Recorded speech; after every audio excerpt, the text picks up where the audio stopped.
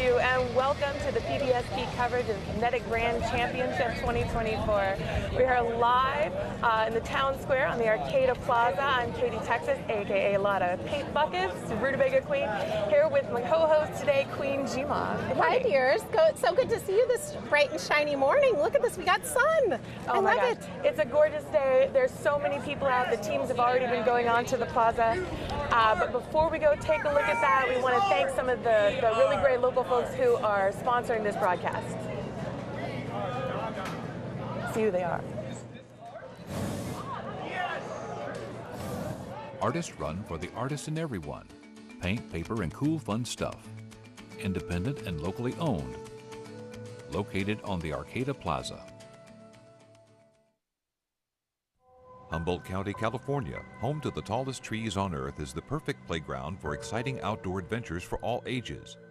Come and experience our natural beauty, ancient forests, and breathtaking vistas. Support for this program is made possible by the Hotel Arcata, blending the timelessness and charm of historic Arcata with modern comfort and character.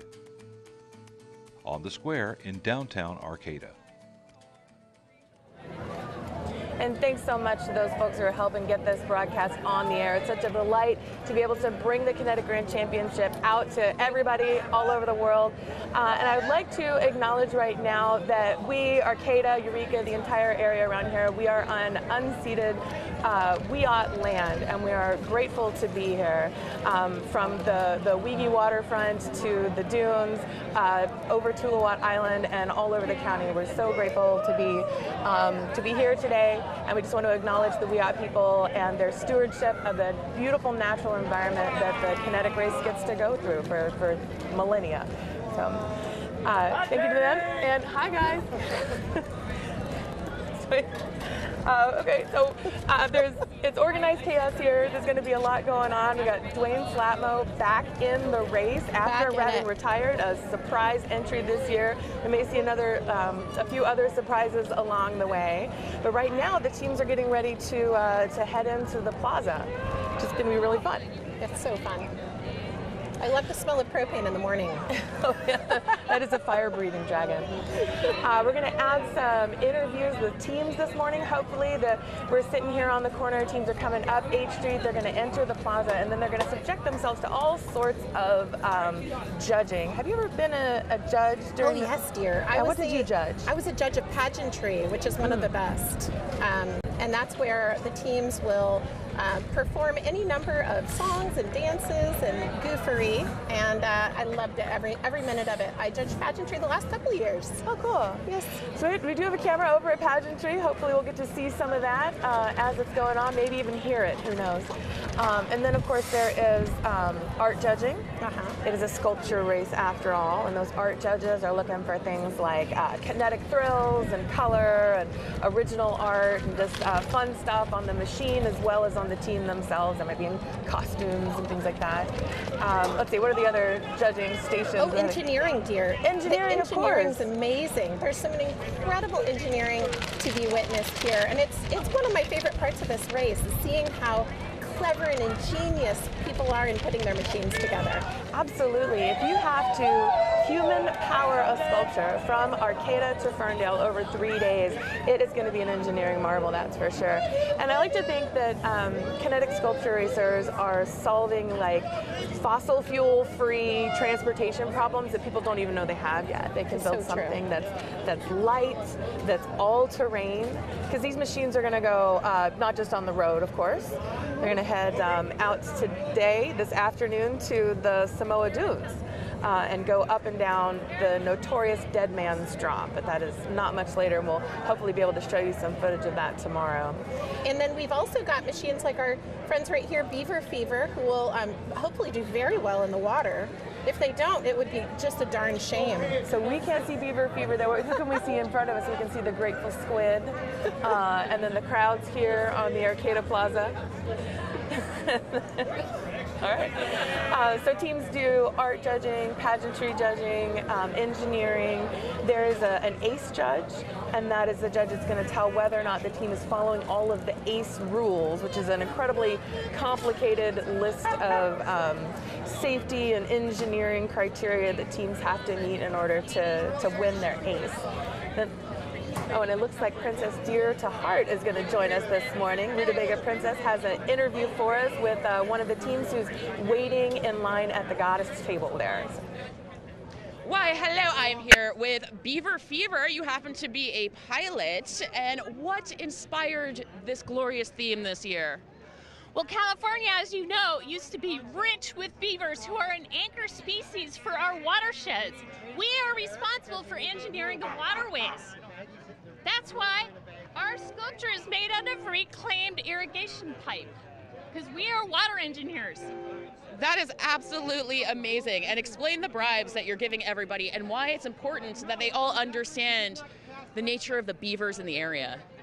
Well, if you look around, there's places like Beaver Creek and Beaver Hill, and we're currently in the state of California bringing the beaver back.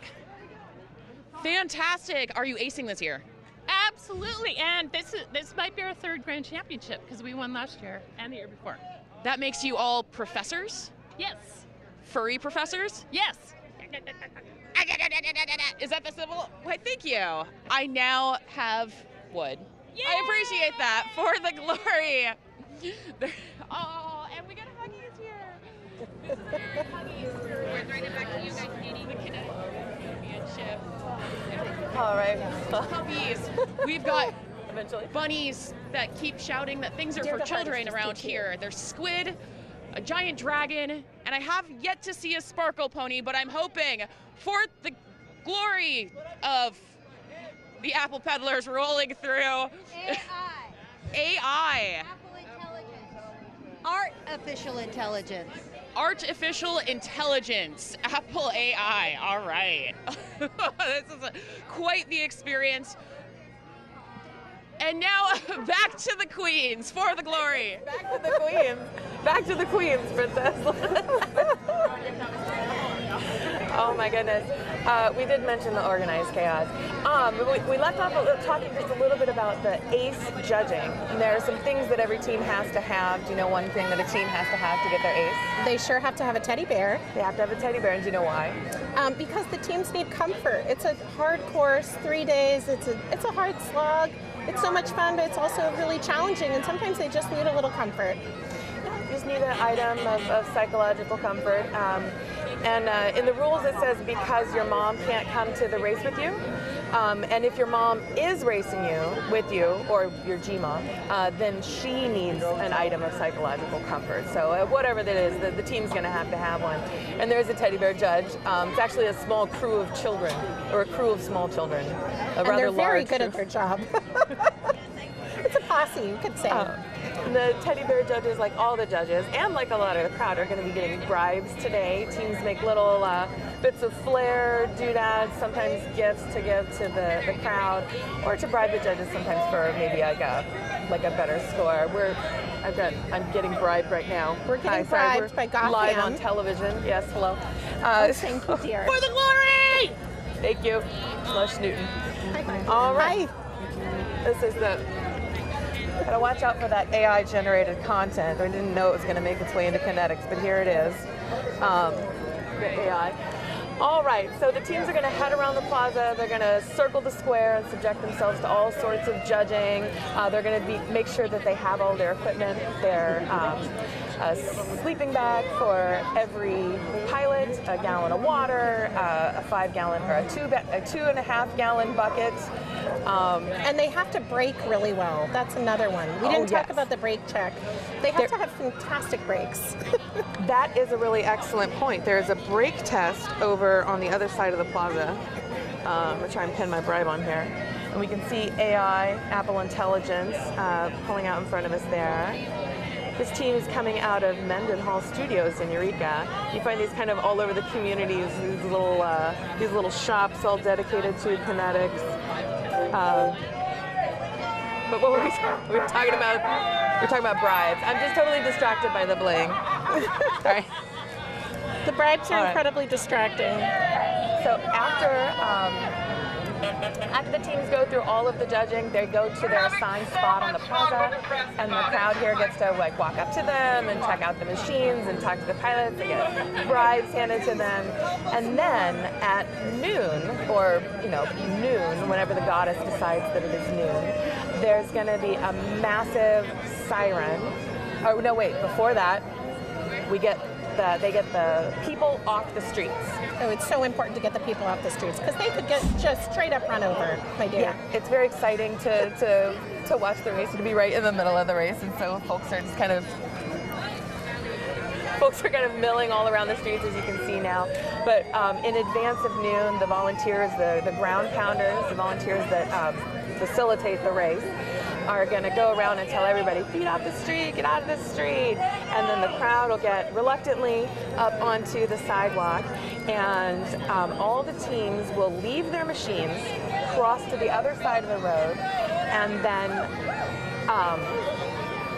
at noon, there will be a big siren. They'll run across the street, get into their machines, and that's how it starts. It'll be like a Le Mans style start, where they get in and the teams start rolling around and around and around the plaza. This is after their brake test and everything else. Then Rampmeister will decide when everybody's moving enough. He'll open the ramp and teams will shoot out into the Arcata Bottoms and on their way to the Manila Dunes Community Center. There's going to be a Kinetic Fest. Have you ever been over to the Kinetic Fest? Oh yes, dear. At the dunes? Mm-hmm. Oh, it's so much fun. There's live music, there's food trucks, delicious tasty treats, and then they launch their way into the dunes right there. And that is an absolutely grueling slog through the dunes, but it's pretty impressive. That's the engineering marvel to me. And the water's quite challenging, but the dunes are really something to get through the sand. Oh, especially Dead Man's Drop. I mean, just getting up Dead Man's Drop is a feat in and of itself. You're pedaling up the sand, you're sliding backwards the whole time. And there are places where the pit crew are allowed to help. Yes. Oh, and I heard this year there's so much beach erosion that the entrance into the dunes is practically a sand cliff. So ordinarily that's a legal push, so teams can have their pit crew help them push up and into the dunes, and then they have to continue human powering all on their own. But this year it's such a steep climb that not only can the pit crew help out, but the entire crowd is allowed to help out, it turns out. Yes, bystanders really help a lot during those legal pushes, and you can even pull the machine at times. So you can both push and pull to keep them on the straight and narrow, so to speak. Okay. Looks like Princess Dear to Heart has another team cornered and wants to share a little bit of glory with them. So we'll head over to Rutabaga Princess and whoever it is she's planning on talking to. We'll see. Dear to Heart, back with, what is this team name here? This is Plaid Max. We're Plaid Max. Plaid Max with the bribes. This is the second time I've gotten a bullet casing on the plaza, which is fascinating, absolutely fascinating. Folks, please, stickers yes, we love stickers. The bribes are incredible out here today. There you go. So what is what inspired you to do the to do all of this? This. That is legitimate. What was the hardest part of getting to the plaza today? Do we actually roll? Yeah, making sure we roll. We skipped the chain off early. You know, just some simple stuff. Yeah. Some flats, but nothing will slow us down. So was the tech check, did you pass yet? Pass. We're good to go. We're ready. Fantastic. Well, I hope you ace this year. We're not acing. We're racing for glory. I'll pass these out to everybody. For those unaware, racing for glory, which makes it so much more fun than just, I don't know, acing is cool too, but racing for glory, absolutely. And here, how long did it take you to make this, to get ready for today? The whole thing? Mm-hmm. I think it's been months. Yeah, we've been working on everything. Months and months of work. Thank you all so much for the glory. Back to the Queens. Thank you so much, Princess. Woo, that's very exciting. And hopefully that team will have an easy time in the sand today. It's definitely the biggest challenge of day one, along with what a pretending treat. like you. we're seeing Plaid Max, and we're hearing Plaid Max more than we're even seeing Plaid Max here right now. We know you watchers just saw, but maybe you can get a sense of it from the bagpipes here. Yeah, Plaid Max. You certainly will be able to find them along the course. And we do highly recommend that you get out onto the course if you can. If you're here in Helmoni, you can go to kineticgrandchampionship.com. They have a spectator's guide up there, and it'll tell you where all the glory spots are that you can go and check out. Of course, here, the Arcata Plaza is rocking already. The race is going to start at noon, and that is when they actually leave the plaza. All these folks are going to head out into the bottoms and over to the community center where they do that big mechanical change, because the machines as they exist, most of them can't drive on sand. They can't actually do the sand themselves with their little road wheels, right? Yes. So they've got to put on some extra tires. Some of them have sand treads that are wide strips of foam that they affix to their wheels. There's quite a few really cool innovations in the world of sand racing. Oh yeah, we can see right here, this team with the rainbow, this lucky looking team here, you can see their sand treads right behind that leprechaun. Oh yes. You know, those wide pieces of foam, like you say, that go around the tires to give you that sort of snowshoe effect. You know, a bigger footprint to cruise along on the sand with.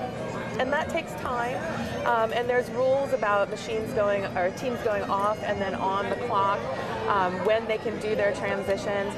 So altogether, there's this great benefit of having fewer, shorter transitions.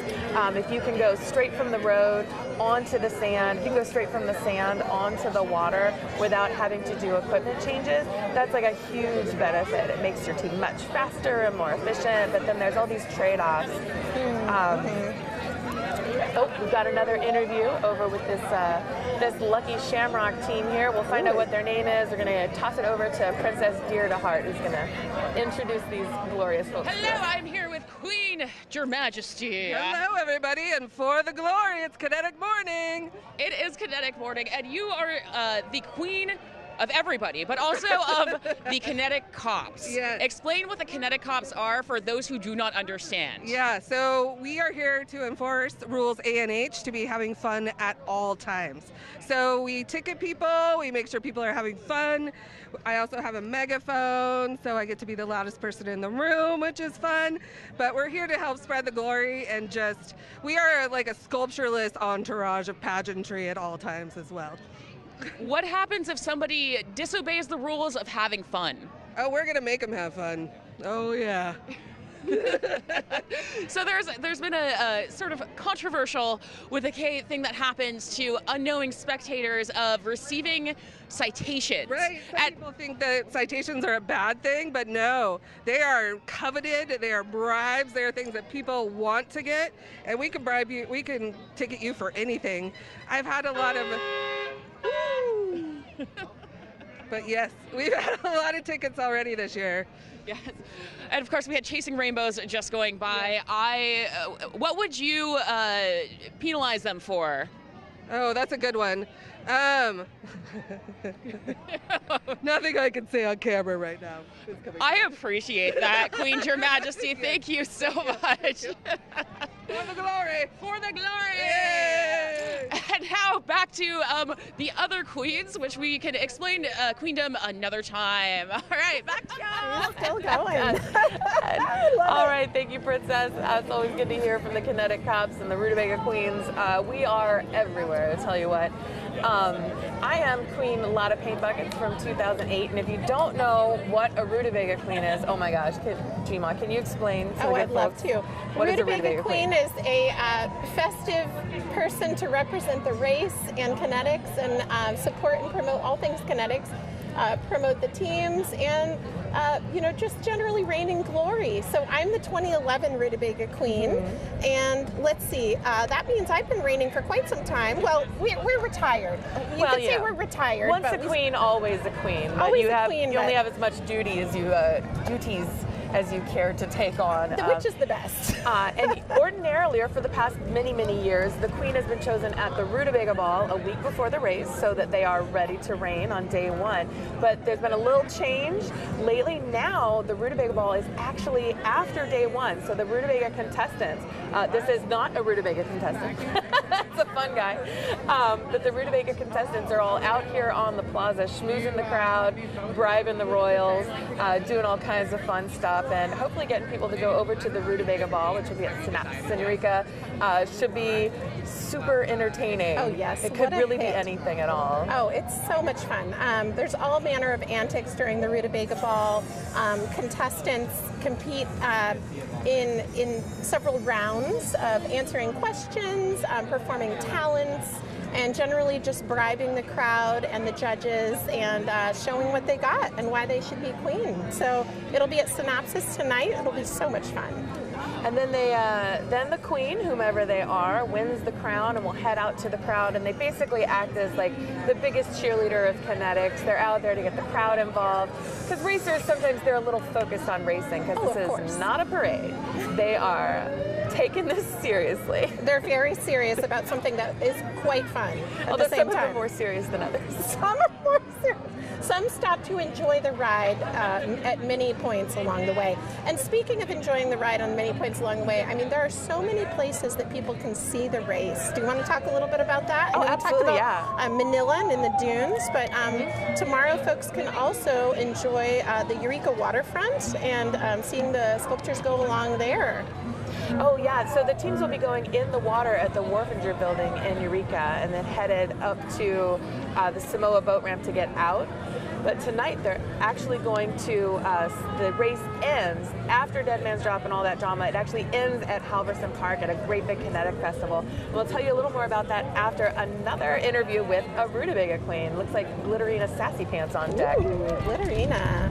All right, I am here with Queen Glitterina, which you may be like, why are there so many queens? Why are there so many queens? Well, we pick a new queen each year at the Rutabaga Ball, which will be tonight at the Synopsis at 8 o'clock. Doors open at 7. And I am Rutabaga Queen 2014. This is my 10-year queen anniversary, and I'm very excited. This is an amazing day. Look, I mean, there's sculptures all around me, and there's so many queens because we have queens going all the way. I think we have about 20 active queens right now, and amazing princesses also, people that have ran for queen. Dear to heart, my princess. Runner-up over here right now. Well, the Rutabaga Ball is happening tonight. It's almost sold out. Can people still buy?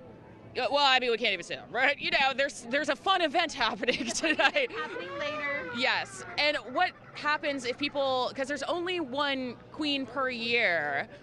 And then what happens to the rest? Because I know what happens, but I'm not sure other people understand the true glory of whether you win or not. So the Rutabaga family, the royal family, consists of queens, princesses, and so many other royals. And also we have a new award that goes out. It's the Spectator Award, and it is called the Glory Hog. And that is in honor of our Queen Pictunia. Queen Pictunia, this would have been her 40th queen anniversary. She was queen twice, the only queen to win twice. She won in 84 and 83. So this is her 40th queen anniversary. And so the Glory Hog, she wore a little pig nose. So the Glory Hog is in honor of Queen Pictunia, and that is the Spectator Award. Love that. And this year's theme, since it is your queen anniversary, what does it happen to be? Queen Glitterina has a glitter ball. Glitter ball! Possibly the only year that we're going to have glitter as a theme that's allowed at a venue. I just take it where I go, so they have to deal with me. As you should. What was the hardest part getting you to the plaza today?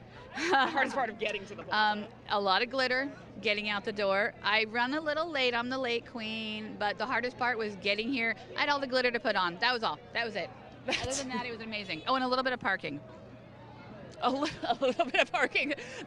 This place is absolutely packed. There are people everywhere. Yep. So if you are on your way, what's the next stop? The next stop after this is Manila. They're going to, at noon, they leave the plaza, they go out to Manila. There's some really fun stuff going on out there. Then they drive down the beach to Dead Man's Drop. Also an amazing spot to go to. And then we end at Halverson. Yes, so if you're like, I need to get real up and close and personal with as much of Kinetics as you can, and you're like, I just can't find parking, there are several spots that you can go to, many of them to see all these beautiful sculptures, beautiful, fun sculptures, interesting sculptures, curious sculptures. All right, thanks so much, Glitterita, and back to the queens, the other queens. Thank you so much, Princess. We just kind of skimmed over one of my favorite parts about the judging on the plaza, and that is the break test. Oh, yes. Very exciting because sometimes the brakes don't work. Brake test, BREAK. Brake test. Is it gonna brake test? Where the ramp meister, longtime race volunteer, very bravely stands at the bottom of a little incline in front of the machines, and then encourages them to go towards him as fast as they possibly can. Then he holds up his stop sign, and they hopefully stop. They have just a few seconds to stop, but some of them take quite a long time, and it can get a little dicey. The crowd really loves that part too. Just watching them try to come to a screeching halt. Try and sometimes fail. It's good to know that they do have brakes though, because they're going to need them. Absolutely. We talked a little bit about Dead Man's Drop. But, you know, some teams don't actually use their brakes on Dead Man's Drop. It's a great big sand dune. They go a long way up and then a short way down. And some teams will, they'll brake and then, you know, kind of lock the wheels and slide down the sand dune. And then some teams just use that momentum to their advantage and just bomb it. Just aim for the middle of the trees. They sure do. Just go for it, right over the top of the sand. But, you know, somewhere they really do need their brakes is coming down through Lolita. Off of Table Bluff, for sure. Off of Table Bluff, they come down a steep hill, and my goodness, that is actually a place where some flips have happened in the past. Oh yeah, yeah. I have personally used my bike brakes as the brakes for a 2,000-pound machine. No big deal. Just squeezing that, sliding down Table Bluff. But I'd love to talk a little bit about the Weegi Dunes, where Dead Man's Drop is, which is an absolutely world-class location. We're so lucky here to have the largest contiguous dune forest on the entire Pacific coast, maintained beautifully by the Wiyot people for generations, and then it was in private hands for years. Oh, but we got some pageantry going on. I don't know if we can hear the pageantry or not, but this is Team Goddess Racing, doing an excellent example of kinetic pageantry. They'll perform for the judges over there, something that's thematic to their artwork, and just try and show off what they're all about. So we can watch these folks with their signature hot pink bunny and their cereal themes. They really do look so cohesive as a team. They are just always so happy to be out on the course. They're a really joyful team in particular. My ace here, I don't know if you can tell, so I have my ace on. I won exactly one ace, and that person right there, all the way on the left of your screen, Tina, the goddess Tina, was my teammate then. You got to see if you complete the race in time and follow all of the rules, then you win an ace. About, say, anywhere from 3 or 4 dozen teams will enter. Maybe a dozen to 2 dozen will attempt to ace.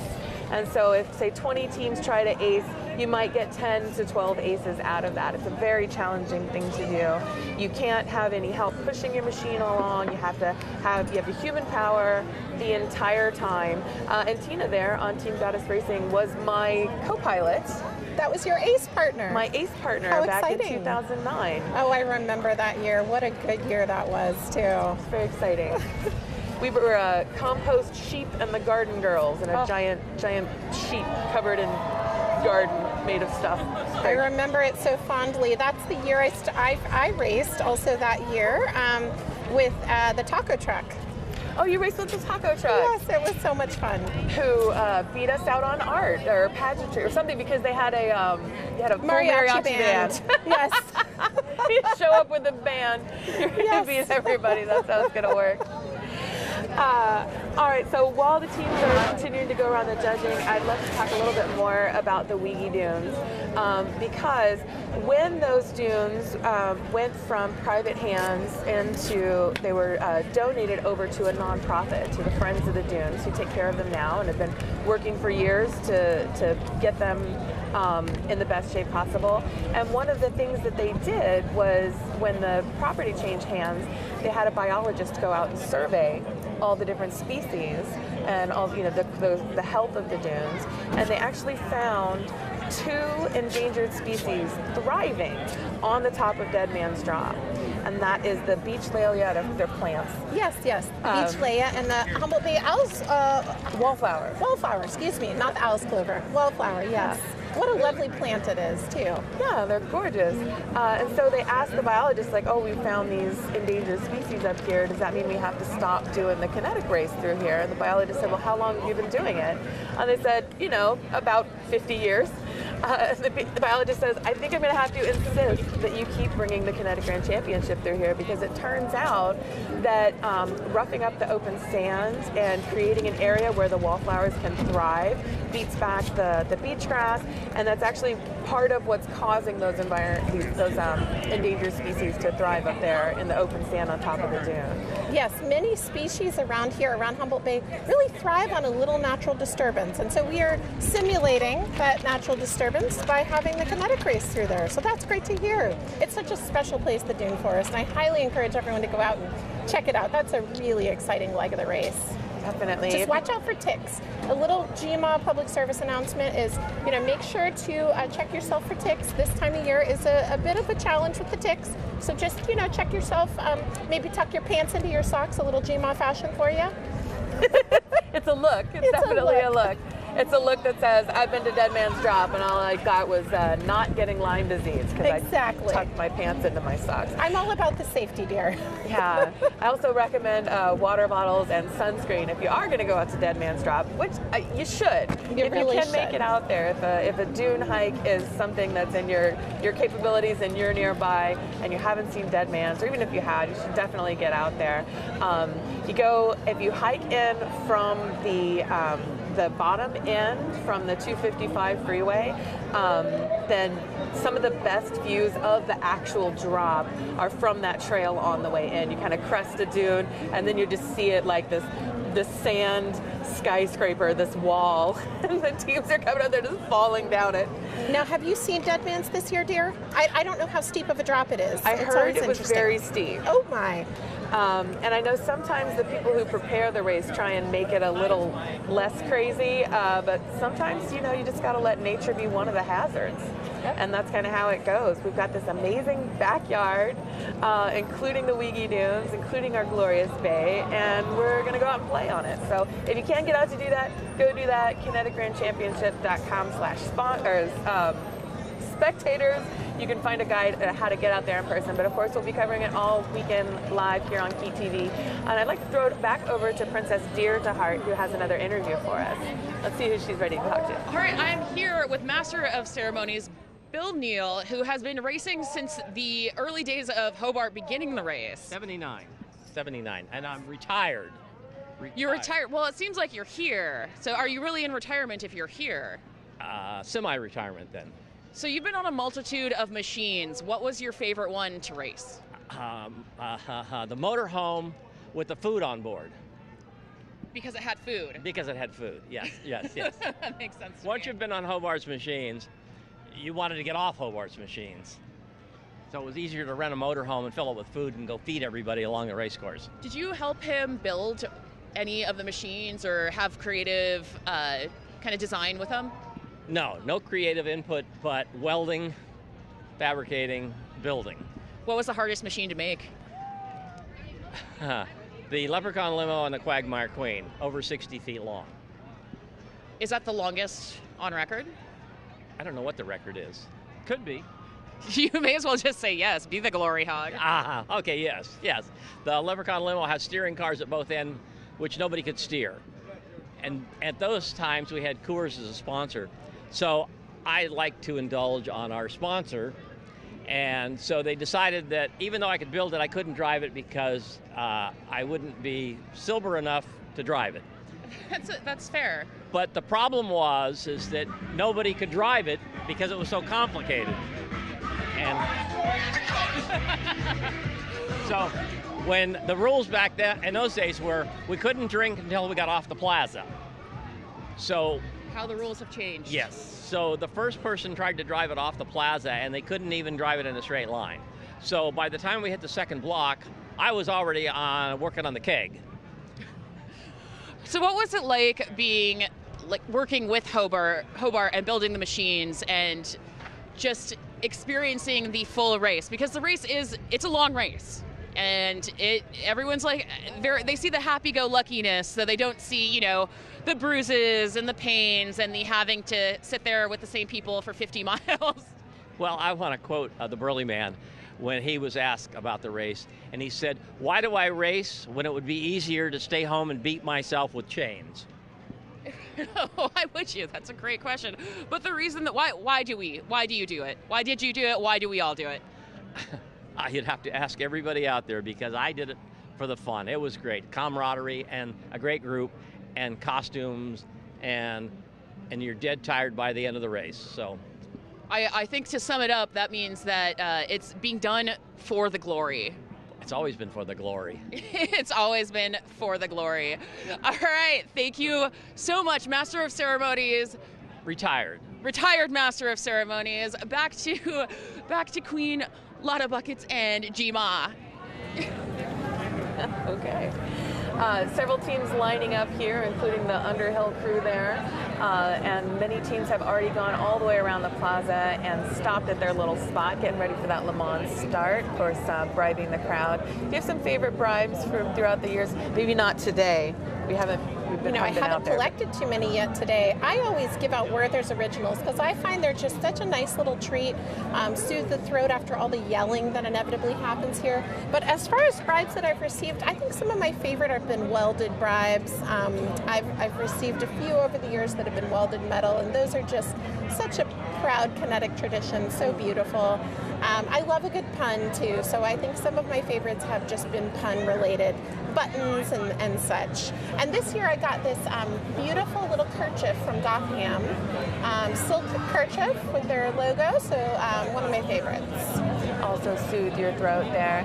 Yeah, I like bribes. Lots of teams will make bribes and they'll make the little buttons or they'll make doodads. Speaking and of some bribes, of them don't let. How hi we there. doing? And you get We're two of these live too. on Live? PBS. You're live on the air, but you're bribing 100 us, dear. red keys given out on Rat Rod. We have a special box. That key could be the winner. I just want to make sure Rat Rod bribe. and Katie gets one. Katie, I got one for you. Well, you better. Oh, there you go, dear. You can have it first. I'll get you, G-Mom. We'll get you. I don't know what's going on here, but I got the key, and I have to hold on to it now. Bribing started out as a way to get away with cheating. Of course, the race was started by Hobart Brown, legendary metal sculptor, was working in his shop one day, and his buddy Jack Mays came over, and Hobart had an inspiration to cut apart his son's tricycle. Oh, yes. And put it back together, making, of course, the world-famous pentacycle. And then Jack Mays came over, and like all artists, he's super competitive. He saw that and he said, I can do better than that. And so they decided to plan a race. And then those two teams entered, but actually a dozen teams entered that first race. And it was just 2 blocks down Main Street in Ferndale during a Mother's Day art parade. And neither Hobart nor Jack won that race. But, just showing up is glorious in and of itself. And so many people do show up for this. We have another one ready to talk to Princess Dear to Heart. Let's see who she's got. All right, I am here with Just Kate. You're Just Kate today. And I'm Dear to Heart today. And you are doing tech checks, which is a very, very important, extremely precise measurement of the race. Sardine Dream!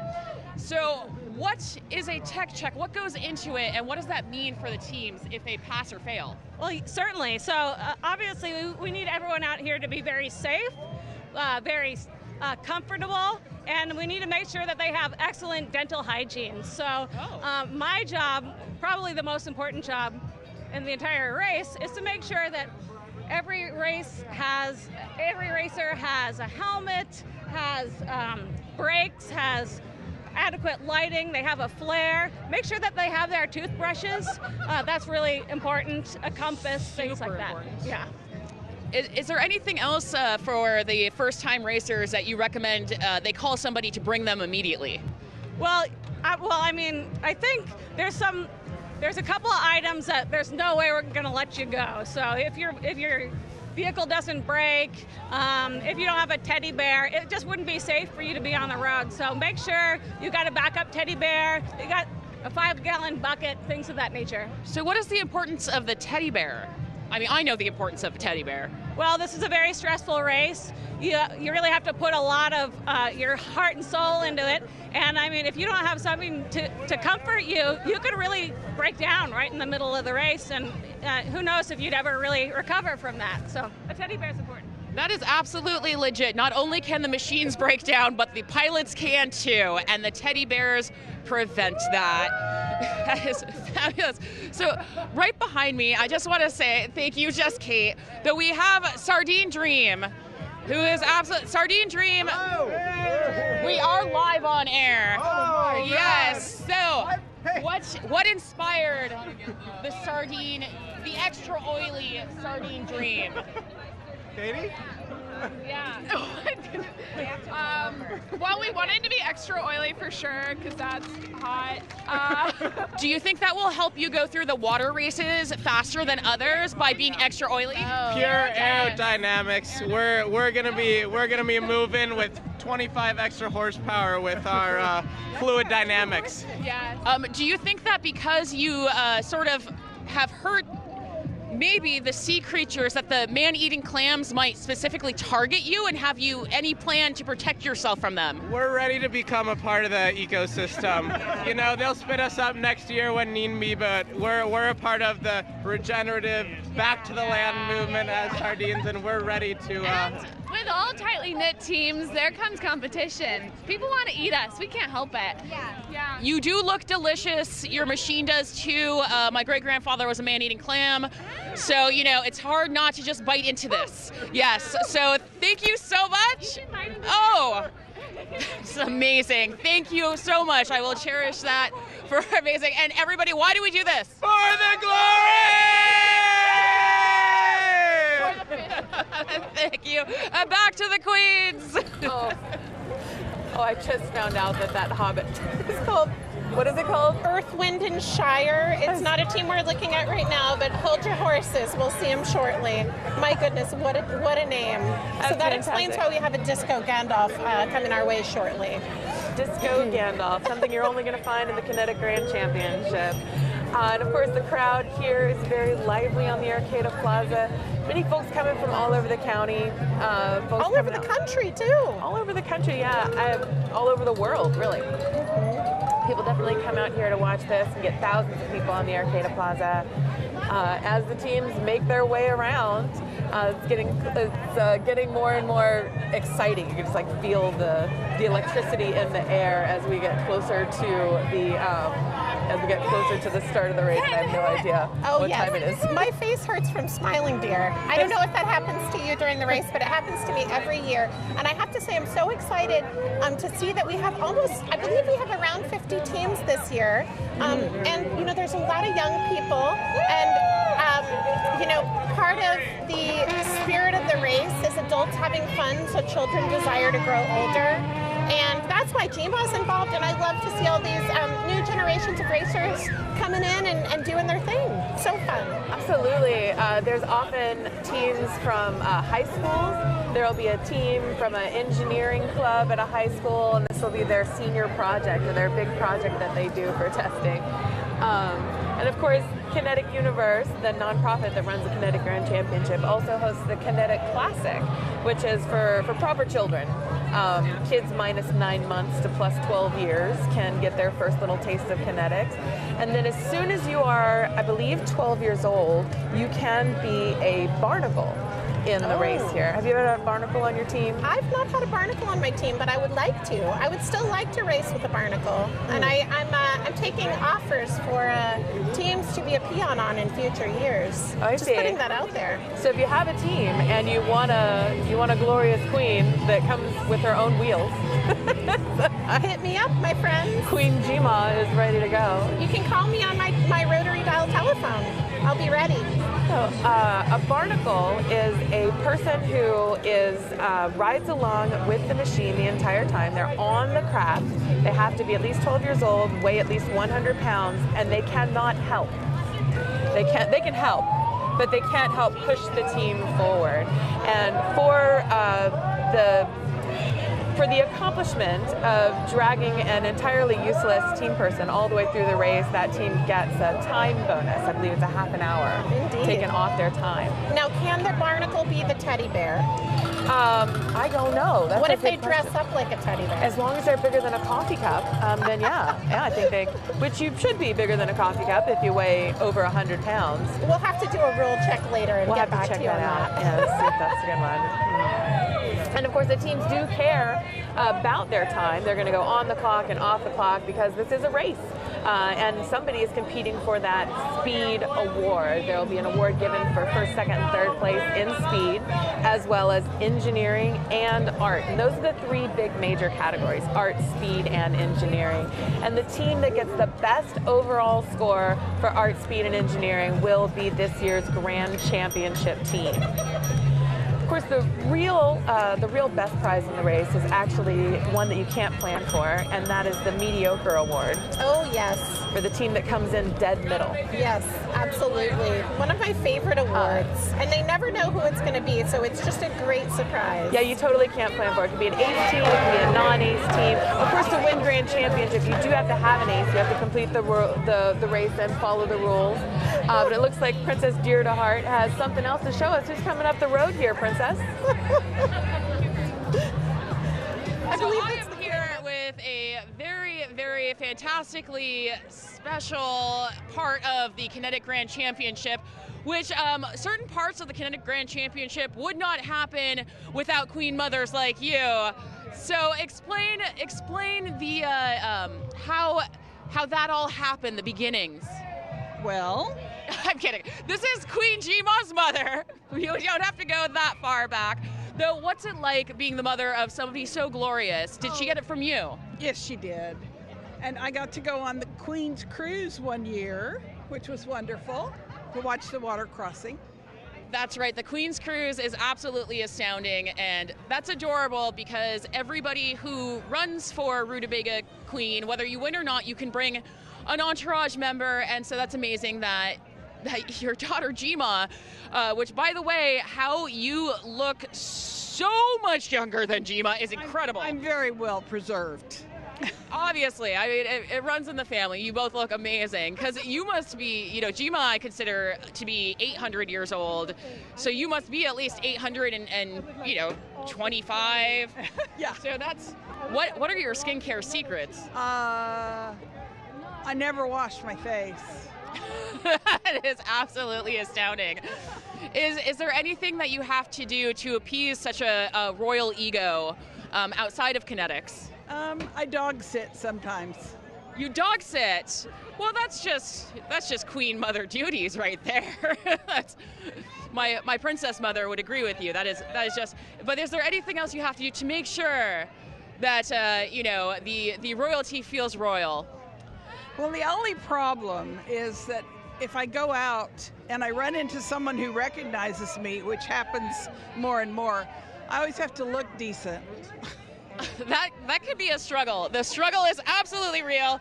But thank you so much, Queen Mother. We love Jima. And I'm here with the Kinetic Dream Team. Real quick, why do we all do this? For the glory. For the glory. All right, back to the queens themselves. Queen Jima, thanks for letting us borrow your mom for a moment. Oh, very nice.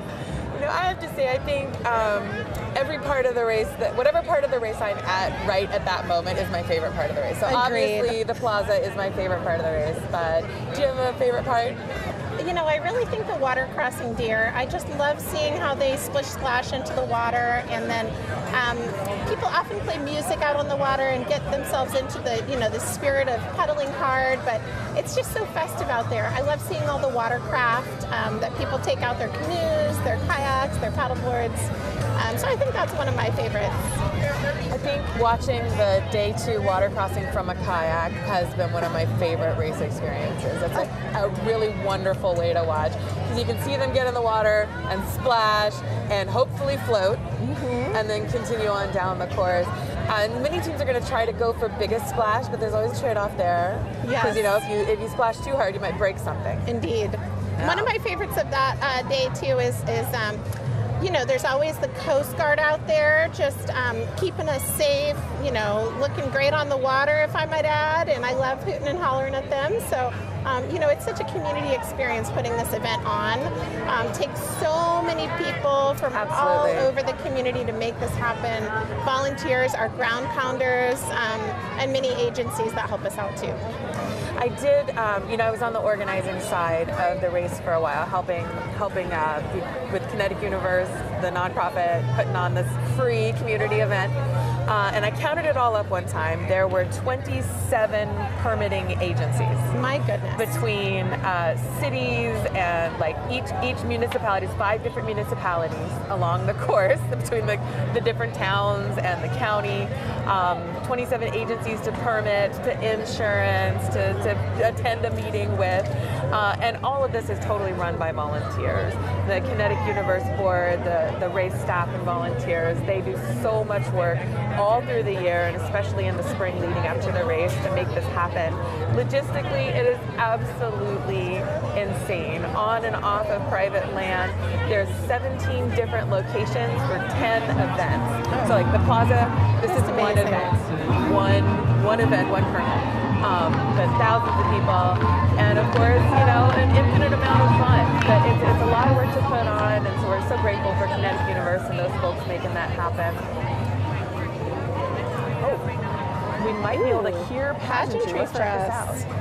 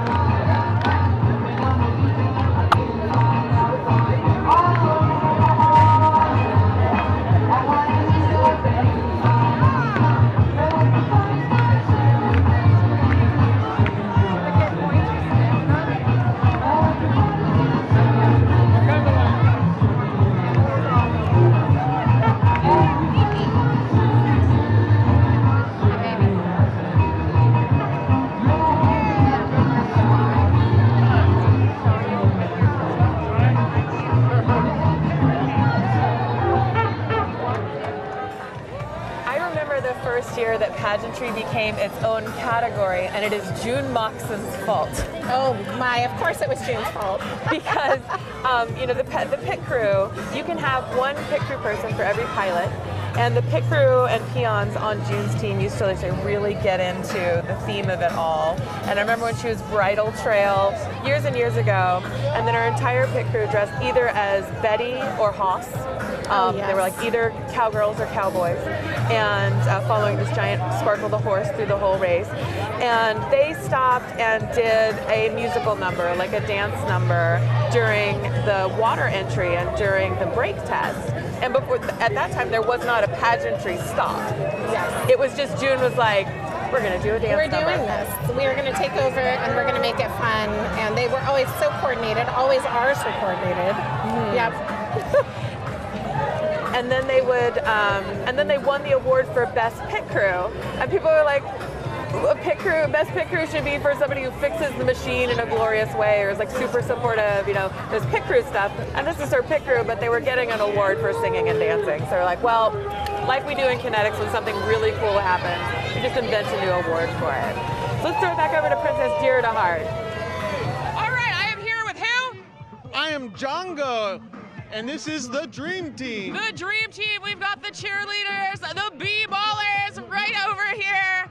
We've got, we got, they have to go as quickly happens here.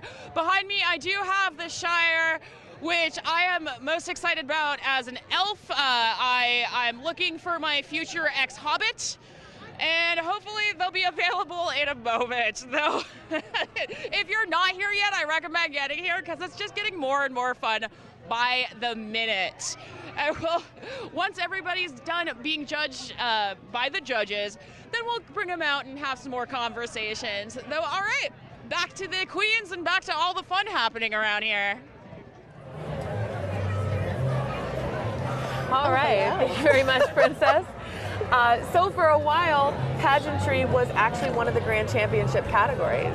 So it would be, to win Grand Champ, you had to do the best in art, speed, engineering, and pageantry. Oh, interesting. And then, there was some adjustments. And what happens is the goddess Jeno, who is the head judge of the race, she runs the whole game part of the race. Kinetic Universe does the business and logistics side. They do porta potties and insurance and permits and things. The goddess runs the judges. Judges give scores. Goddess does math.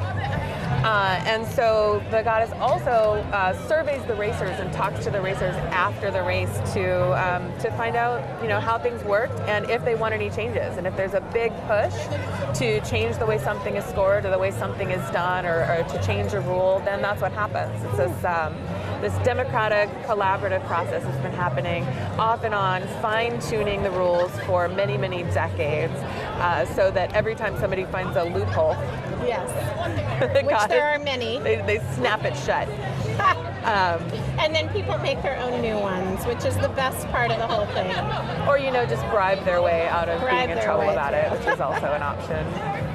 I was trying to think, there's a few rules that are actually named after racers, and it could be like racers that are racers that have broken the rules. Like there was the garlic poke rule for a while, the feet on the street rule, because you have to be able to human power your sculpture, which means you've got to get on your sculpture and have it power all the way through. You can't just make a sculpture and then push it down the street.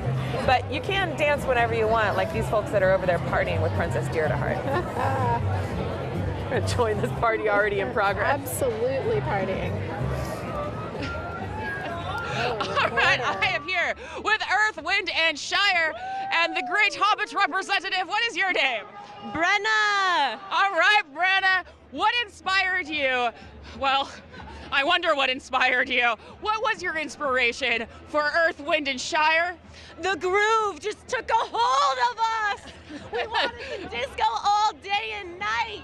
I'm here for this. I'm here for this disco hobbit world. Are any of these hobbits as old as Gandalf and single? Yes. Yes. All right. I think my elf, Earth, Wind, and Shire. We got food, we got beer, we got dance moves. What more do you need? What more do you need here at the Kinetic Grand Championship? For the glory! For the glory! 1, 2. Earth, Wind, and Shire. I think they were For the glory. All right, back to the queens. I think so. I think that Earth, Wind, and Shire was Krabba. A couple of years ago, right? Yeah. What a delightful team. During the pageantry that year, it was during the 50th year, it was all gold themed. It was like solid gold racing. Everybody was gold this, gold that for the golden anniversary. And they pulled up to pageantry with their sheet metal crab. And it's all silver and kind of funky, chunky. And they do their little pageantry dance to some Krabba tunes.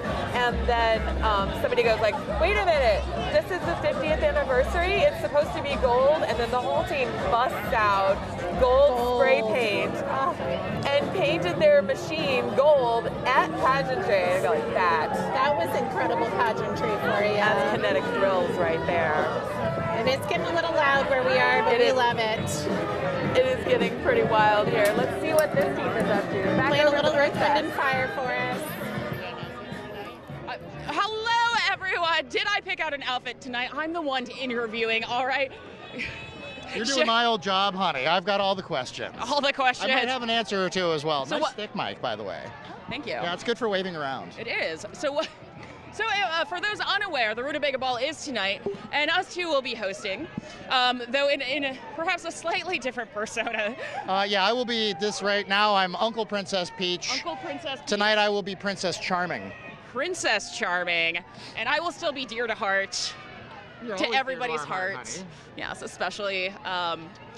especially royalty for some reason this year. Y'all are loving me, and I'm loving this. I know, right? Well, I mean, I've been soaking up glory since 2006. Right. When I ran for Rutabaga Queen and did not win, but I'll tell you what, Yes. it's so much better being a princess than a queen. It's almost true. worth it running for queen just to become a princess, and then you get to do whatever you want, whenever you want, wherever you want. You're not obligated to do anything, but yet you get to go and do all the things. It's all of the glory with like none of the responsibilities. I know. Well, except look at us. We're emceeing, we're coordinating, Except we're for still this doing year. things, but we're not Princess in power. not in an official capacity. So that's nice. No official. Nobody can get mad at us Right, for exactly. for anything. As a Yeah. matter of fact. How you doing out here today? I'm doing fantastic. Yeah. Did you want to take over for a while? I mean, I can. I did this for the great, 10 years. The great part is whenever we're around each other, we can just take a break. Yeah. How fabulous. Yeah. Though, all right, the queens have so much going on. There is so much going on today. Are you riding the whole way through? I am with team the Mario Kart over there, and then I'm riding through the race, and then I'll be at the ball. We'll be talking to them. All right, to the queens for the glory. To the queens. That's us. Here we are. I do remember a time during the brake test, actually my very first year racing, when we lined up. I was on Dwayne Flatmo's pit crew with the Tide Pools. No. We were surf and turf. And we aimed at the Rampmeister for the brake test, and then the brakes did not work. And Dwayne Flatmo did, in fact, run into Rampmeister. And it was the next year when Rampmeister showed up with a target on his back. So don't hit the Rampmeister. So you do want to make sure that your brakes are working. That's very important. Now, I'm thinking of a team that you were on that had, was it a 10 or a 12-person machine? Yeah, I actually ran on Hoosier Daddy for a few years by the mad genius Carl Mueller, was the engineer on that team. And I came into possession of a 10-foot tall statue of David, not possession. I made it, I should say. You came into possession by making it. I came into possession by making it. The best way. I made it for an opera, and then we tried to. You were the use it in the classical opera. nudes. It was incredible. Well, see, I made this prop for an opera production, and then when I showed up with this 10-foot tall naked man, the opera ladies all fainted. Oh my! Dead. So they made me take it out. And you were before your time, before the controversy around David. There we go. Yeah, I don't know. You'd been on The Simpsons already at that point. But so we took the David and found my friend Carl, who'd been building an Ace machine in his garage, and he wanted to build the biggest one he could. So he had a 10-pilot machine, and I raced on that for 2 years. Once as the classical nudes, once as the Heroes of Gloriopolis. What an incredible team. Thank you. And that big, squishy, fun machine. I'd say really it's just great to have 10 pilots, because then you have 10 pit crew, and then you have 10 peons, and next thing you know, you're a 36 people rolling party. Well, I gotta say, that was one machine that was a rolling party with all of your personnel. And Earth, Wind, and Shire, who we saw a little bit of earlier, and I'm sure we'll see more from throughout the race, looks like they have several machines and what I would call innumerable pit crew and peons. I could not tell how many people they had, but it was something to behold. So I think our spectators will really enjoy that this year. It'll be exciting to see if any or all of them ace. I know that team has historically aimed to ace, so it'll be exciting to see what happens there. Of course, you do have to get that ace to get grand champion, Yes, you and do. that is what everybody really wants, is to win that grand championship title. And they're given the, several of the teams that have been grand champions several years in a row a run for their money. I think I've heard a rumor of many teams that are aiming to unseat some of the previous grand champions, so it'll be exciting to see what happens. It is a competition, that's for sure. But you can't just be fast, and you can't just be clever. You have to be fast and clever and fabulous. And fabulous. Yes. All at the same time. Speaking of pit crew, we mentioned there's an ace rule that you can have the same number of pit crew that you have pilots. So you got 2 pilots, you can have 2 pit crew. Why is the limited number? Why is the number of pit crew being limited important? Is because there's certain parts of the race where only the pit crew can help you. Yes. So in those legal pushes, most legal pushes, you can only have your pit crew help you if your machine breaks and you've stopped or you need to move off to the side and fix it. It's only your pit crew that can touch that and that can help you with that. Your pit crew and your pilots, of course. And then everyone else on your team is known as peons. A peon. And it's not derogatory, dears. I know it sounds a little derogatory. It's French. It's classy. Yeah, peon. They're peons. And they're tagging along. They're keeping things fabulous. They might be, if you're not acing, they can help you with all kinds of things. If you are acing, they're mostly just accessories. You're really accessorizing with the peons, yeah. Or they can do the logistics stuff that's not directly with the machine. So your peon may, take things like vehicle support, like hauling water along the course for you, or doing other things where, they'll kind of leapfrog in a non-kinetic vehicle. Or they can be the ones who are handing out bribes to the crowd so that the pilots can concentrate, or the pit crew, if they're busy, they're doing something, the peons can be handling that. They can bribe the judges along the way, which is very important, very, very important. They can also be accessories, like you say, just part of the art, part of the fun. When I did the classical nudes, of course, we had this naked David, and so we decided that we needed naked pilots. So we got some, actually quite a lot of clothing. They got full suits. You seemed very warm for nudes. Yeah, and then painted them. But our pit crew and peons were dressed as priests and nuns, and they followed us the whole time with fig leaves, trying to cover us up. Now we have June Moxon's team. June Moxon, a long-term kinetic racer, has been racing for 1 year longer than Beidelman, she says. How long have you been racing? She says 1 year longer than 10. One of my favorite people, one of my favorite kinetic racers, and her beautiful giraffe. We're going to go check out her team and her party crew as they enter. All right, I am here with Poof the Humble Dragon. They are being judged by the judger of others. Gonna have your name tag, pit crew. How much effort did it take to get this dragon here today? As much as usual. I mean. What is the usual? The usual is a lot of work. There's a lot of details that we all need to make sure that we adhere to. So there's a lot of very specifically placed glitter pieces, sparkle pieces. How long? Everywhere. How long did it take to get all of those on there? I mean, it's taken 4 months, but every one of us, we work from the same materials, but we all bring something individual to our outfits. That is fabulous, because these outfits are incredible. I don't know if the camera can see all of this and the individual detail going on. This is beautiful. Do you each have specific names? No, we do not. So you're just Poof's pals. Poof's pals. Yeah, we're the flight of dragonflies. Yes, the flight of dragonflies. That is beautiful. What was the hardest part about getting here to the plaza today? Our jog. Our jog. The jog. What is the jog? The dragonfly jog. The dragonfly jog.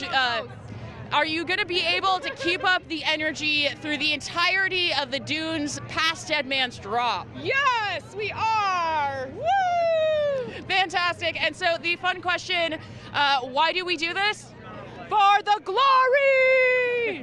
Thank you so much to everyone.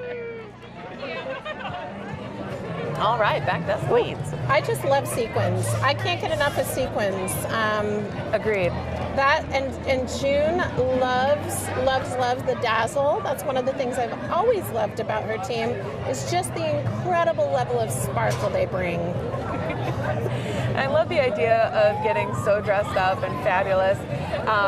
in order to work your butt off, sweating, go out into the mud and the sand and the dunes that get all dirty, and the best place so they just throw themselves through the ringer, these teams, all this plaza stuff. This is super glorious. They're getting, everybody loves them. They're all shiny. They're all like freshly painted and everything looks great. And then they're going to go through some stuff today, let me tell you.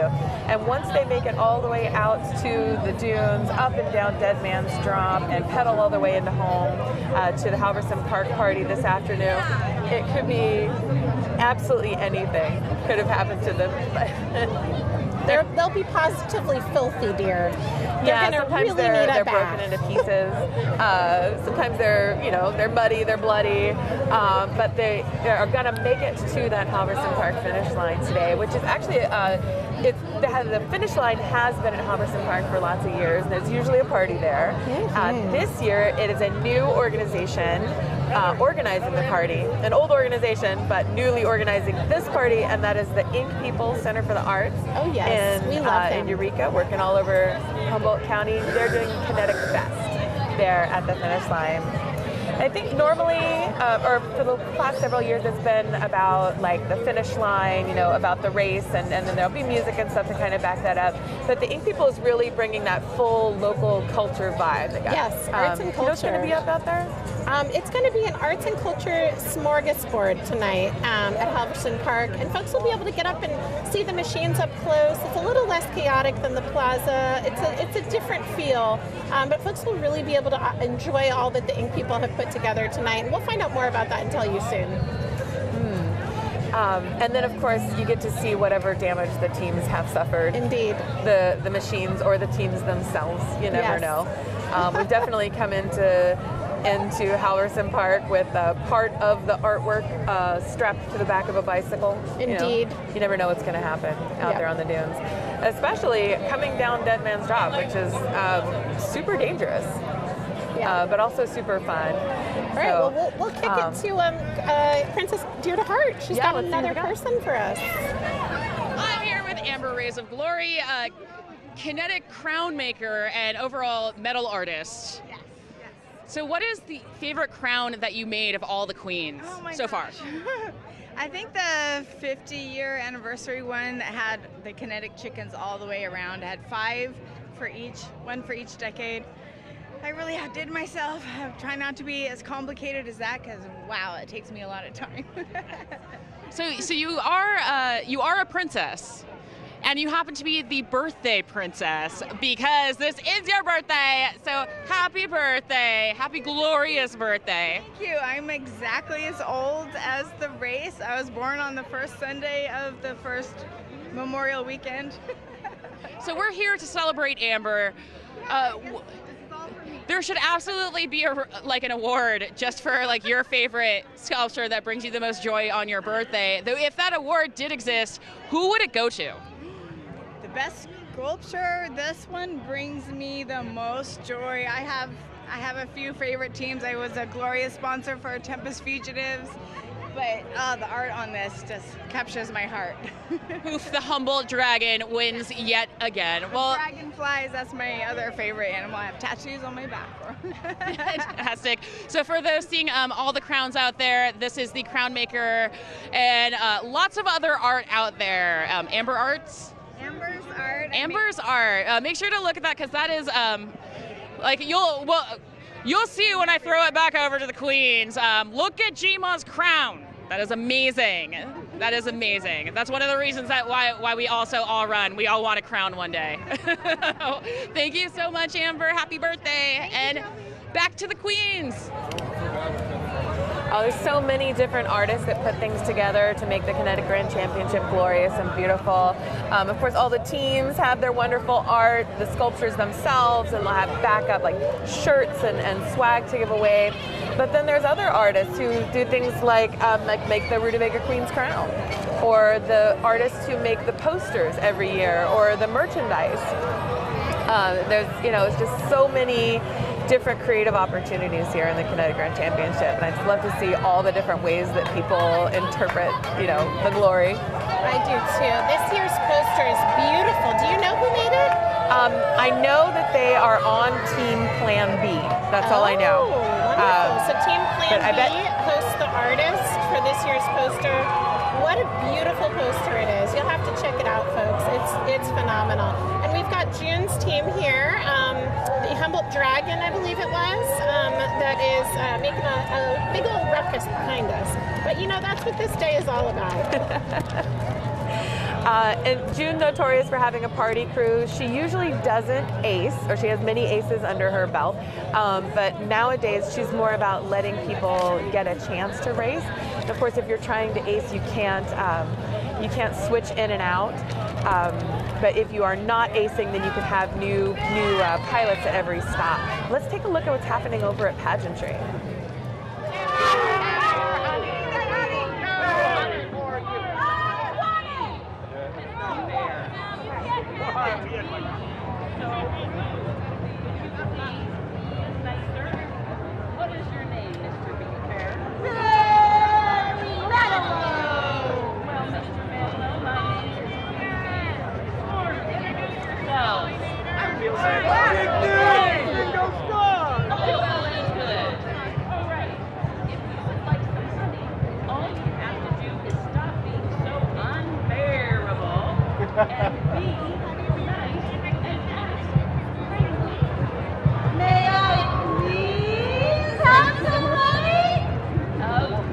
Sir, you're right in front of the camera. Oh, the camera.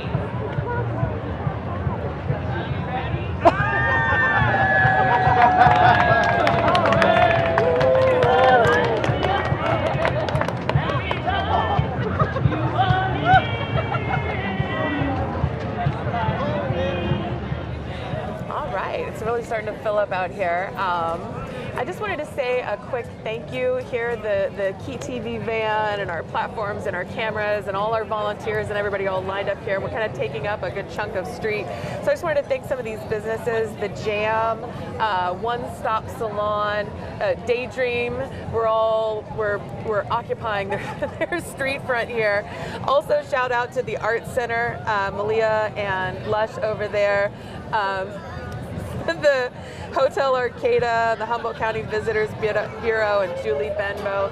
So many folks are just like accommodating. Just accommodating us, like physically being here, which we Princess, really we get a little appreciate. behind the And scenes of course, peek Kinetic right now. I love it. The princess over there. Look like you're on camera, princess. Of course, Kinetic Universe, the nonprofit that puts on the Kinetic Grand Championship, has this huge logistical thing to put together. So many moving pieces between all the judges and all the logistics of just getting the teams on the plaza, around the plaza, to their judging, to their spots, doing the start of the race safely, and the fact that they were able to work us in here so that we can bring the Kinetic Grand Championship to you. Like, we're really, really grateful for that. It's such a treat. And I also want to shout out the City of Arcata. They do so much work to make this happen and help support it. And we've also got the Farmers Market, North Coast Growers Association. They very generously moved the Farmers Market for this weekend, and it's just around the corner. So folks can still enjoy the Farmers Market and all their local produce. We love our local producers, and they just get to be part of the fun too. Yeah, I can see the fresh greens right over your shoulder over there. So many fresh greens. And of course, all the businesses on the plaza that are welcoming us here. That's really nice. Oh, who are we looking at now? We've got Shifts and Giggles. That's not a team I'd noticed yet, but I love the pun. Love a good pun. And you know, you can see they've got a Six River Solar sign on the back, but you know, a lot of local businesses help make this happen by sponsoring teams. That's something we haven't talked much about yet, but the teams themselves are sponsored by local businesses who do it because they love their race, they want to support it, and they're getting the word out about their business in the process. So it's really cool that we have so much support in that way too. Absolutely, the race gets sponsored, the teams themselves get sponsored, and I bet Six River Solar is that what you said? 6 Yeah, it was 6 River Solar. The solar, that they appreciate a nice green technology event like this. Kinetic does seek to attempt to be a zero waste event, and the teams themselves are encouraged to have sustainable practices wherever they can in their art.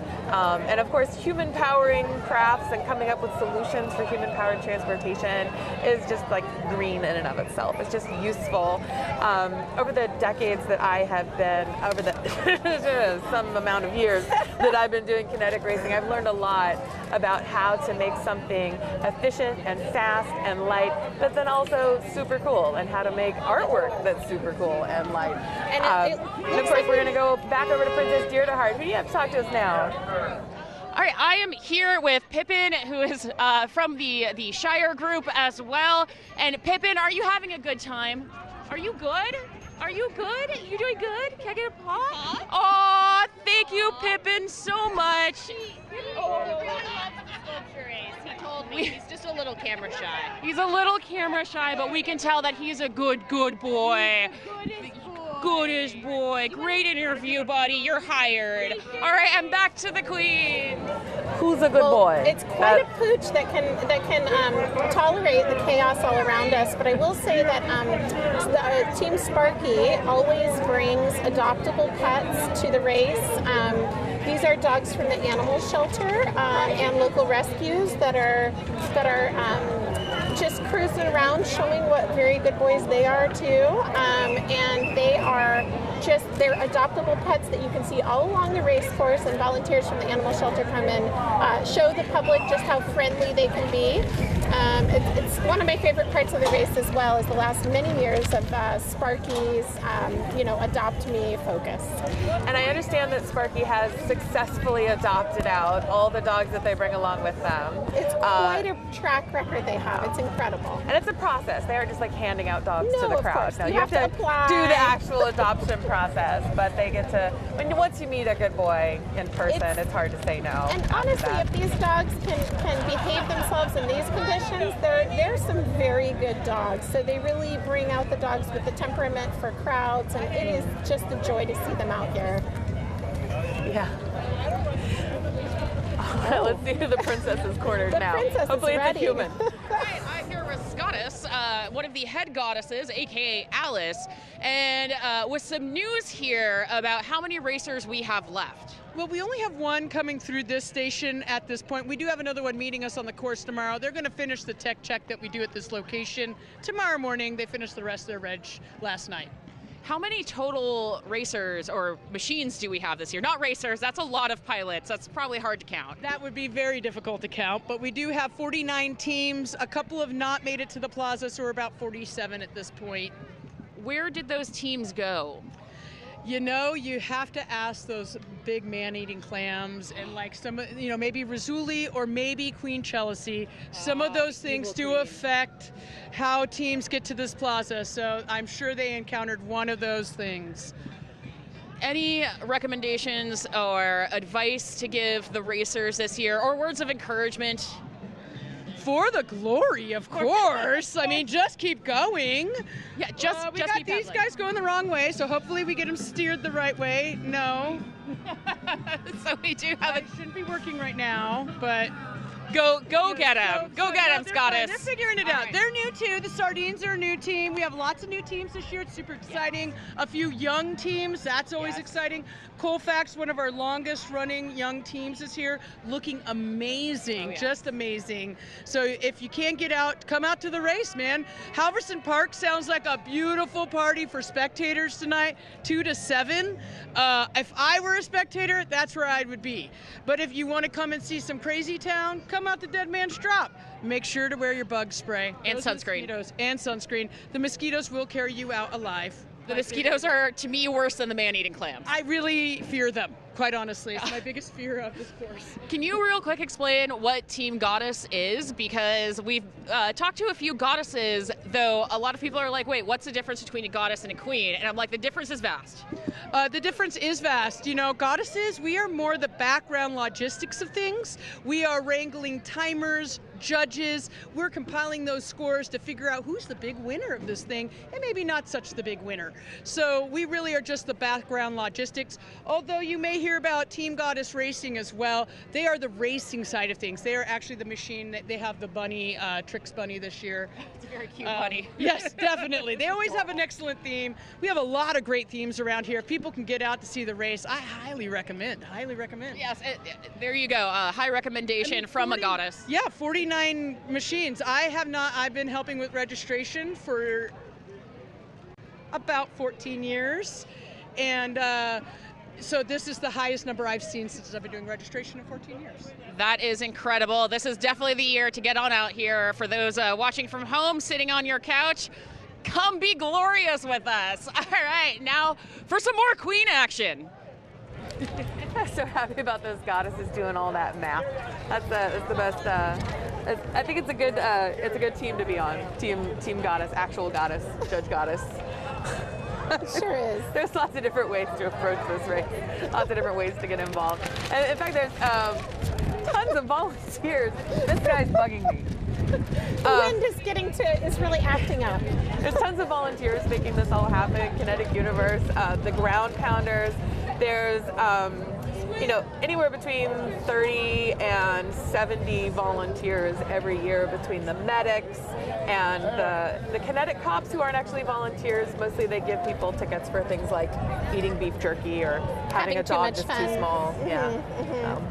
But we are getting ramped up here to head towards that amazing Le Mans start. Most of the teams have entered the plaza and are making their way around past all the different judging stations. Like we talked about before, as it gets closer to noon, they're going to have all the spectators get off the street, and then the teams are going to go to their assigned places. The pilots will go away from their craft across the street, and then when it is noon, when the goddess decides that it's noon. Yeah, it might not be really noon. It could be somewhere close. They will declare at noon and then set off the magnificent noon siren. Which used to live here in Arcata. It sure did. But then it got retired. But it had been the start of the Kinetic race for so long. It had been such a tradition that when the fire department retired their giant noon siren, they actually donated it to Kinetic Universe. And now they leave it in storage and they bring it out every single year. They sure do. And it used to sound every noon in Arcata, and it would scare the pants off people. Yeah. It was quite loud. You'll get a chance to hear it today. My very first day in Arcata, I was brand new off the bus from Texas, and I was walking down the street really close to where the siren was, and it went off, and I hit the ground. Yes. I flattened. It makes you feel like all hell is breaking loose, but today it'll just be all kinds of delightful, glorious hell breaking loose on the plaza. And then hopefully nobody will hit the ground and, like I did, have to suffer a crowd of HSU students laughing at me. Indeed. She thought there was an air raid. New person in town. That's the new person siren. Now, I do want to give a shout out. Speaking of, college students in Arcata and our connections to the university and the university community here, we also have KRFH broadcasting. Student radio. Student radio, Free Radio Humboldt, and we really appreciate them and their role in broadcasting today. So you'll be hearing this over the airwaves as well as watching it on the TV screen. So we'll just be here at the plaza until the race starts, and then once they leave our camera zone, they're on their own. And we'll be back at the water entry tomorrow morning. But KRFH all over the course, they'll have reporters all up and down giving you glory to glory coverage. So go check them out. The students there at the university learning their craft. It's a good reminder to be more descriptive too, because some people might just be hearing this. So we can tell you everything that we're hearing or seeing, and describe it for you in case you're listening on the airwaves. So right now we are being slightly blasted by the wind. I think we look very fabulous. For those who can't see us, just know that we are two of the most beautiful queens you've ever seen. It's true. It's true. Queen Jima over here. Indeed. And I'm Queen Lotta Paint Buckets. Now, what was one thing you did to win your crown that really was a cut above? Well, I'll tell you, ahead of that, I had been on Dwayne Flatmo's pit crew for like 7 years. And then one year I was just wearing this super fabulous outfit. We were the armored carp that year, and I had on a whole mermaid get-up all made out of recycled aluminum. And people kept asking me if I was the Rutabaga Queen. And then Dwayne got up at the award ceremony. We won something, an art award, I think. And he got up and he said, I want to thank my pit captain, Katie Texas. She's great. You're going to love her when she runs for Rutabaga Queen next year. Have a drink later, Mark. I said, this is news to me. But that's when I decided to run. So I actually hadn't been to the ball before I ran for Queen. And then,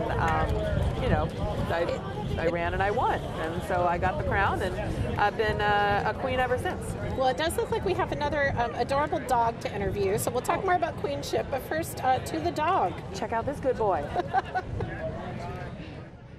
I'm here with Arky, short for Archipelago, a dog that obviously has a very good home. You're not very barky today, are you?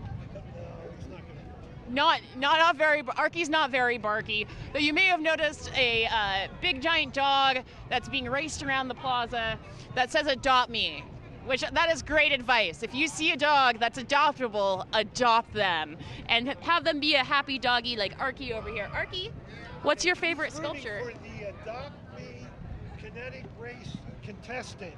Arky is rooting for the Adopt Me Kinetic Race contestant. Dogs got to stick together, and we want them all to have a good home, huh, Arky? Yes, you're a good dog. All right, back to the queens. Clearly the whole community comes out for the Kinetic Grand Championship. Now I know there Katie. goes Who's Your Daddy way up the street. Oh my! Maybe we'll see them come around. Who's Your Daddy's back? The big 10-person machine. Can't wait to see them shortly. Now I know that Katie, you're not a huge fan of acronyms, but that was. I just want to know what they mean. Is all. That interview was with a VGB, a very good boy. A very good boy. Yes, indeed. But we were talking about favorite Rutabaga ball moment. Yes, and I think one of my favorite Rutabaga ball moments of all time was from your run. Oh. Because the ball is broken into 3 rounds. There's the ball gown and question and answer period. Then there's the water crossing, where you have to cross the water indoors somehow. And then there is the talent portion, the quote-unquote talent. And Jima here, for her water crossing, did a synchronized swimming routine on the floor in the Bayside Grange, which was just like epic and beautiful. But it turned out Jima couldn't swim very well. Oh, so true. She hadn't been practicing enough at the municipal pool. And some lifeguards needed to come to the rescue, so there were a number of very handsome lifeguards prepared in the audience, ready to come to the rescue of myself and any queens that might be struggling in the water. That was nice. It was good that we had those lifeguards on hand. They were very helpful. And they were able to, they got distracted by the beauty of the queens who were judging. They temporarily almost forgot to save Jima, but so they did pay lots of attention to the queens who were in attendance, and I think that really helped me be a cut above. Yeah, that definitely. A man in a Speedo came up to me with a feather and started going, ooh. And I said, what are you doing? It's part of it. And he says, I'm titillating you. It was a bribe, dear. Okay. And then I got to keep the feather. So one of my favorite Kinetic bribes ever, that's for sure. What a good memory that goes with that bribe, too. Yeah, that's very nice. The queens really, the contestants for Queen can really bring absolutely anything. I've seen full-size Kinetic craft in there. I've seen someone wrestle a bear. I've seen fire breathing and glitter cannons and whole bands. It could just really be anything. So if you're interested in seeing that particular Kinetic spectacle, you can head over to, or you can check that out. The Rutabaga Ball is this evening. It's a Synopsis in Eureka. That's true.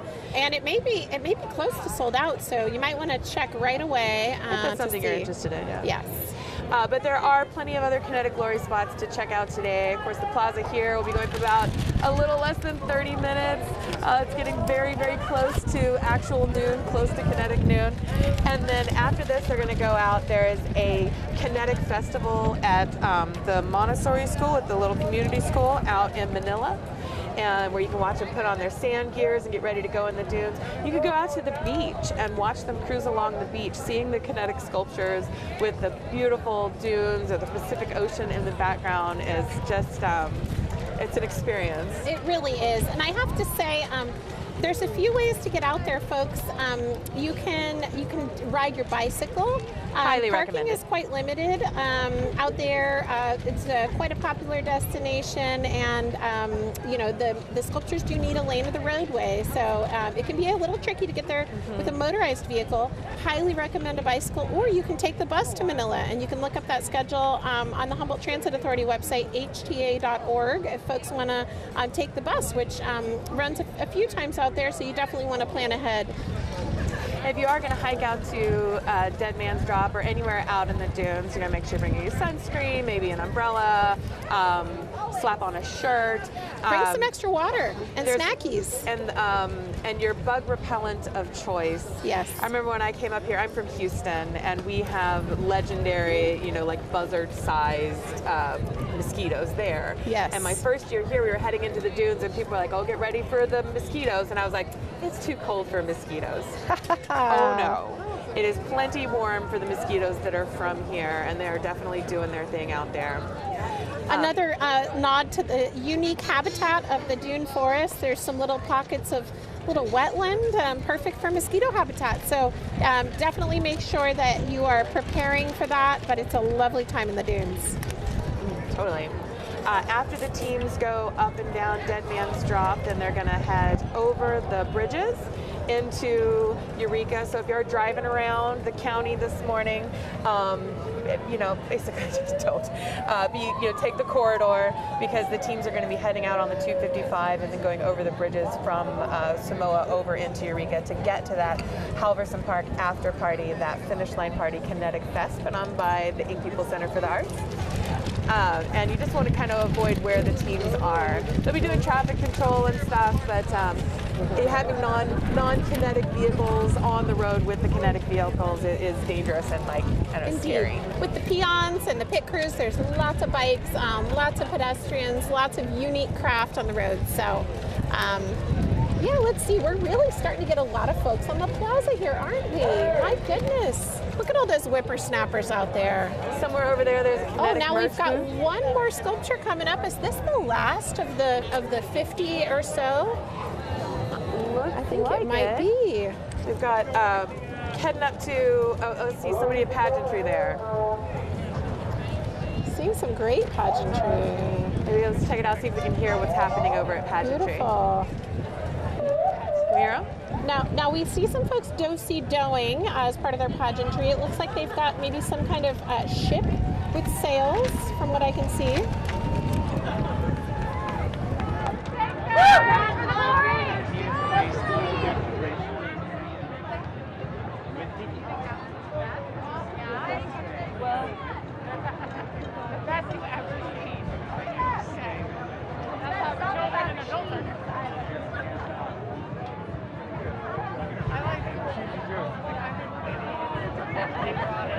I just have to be contrarian.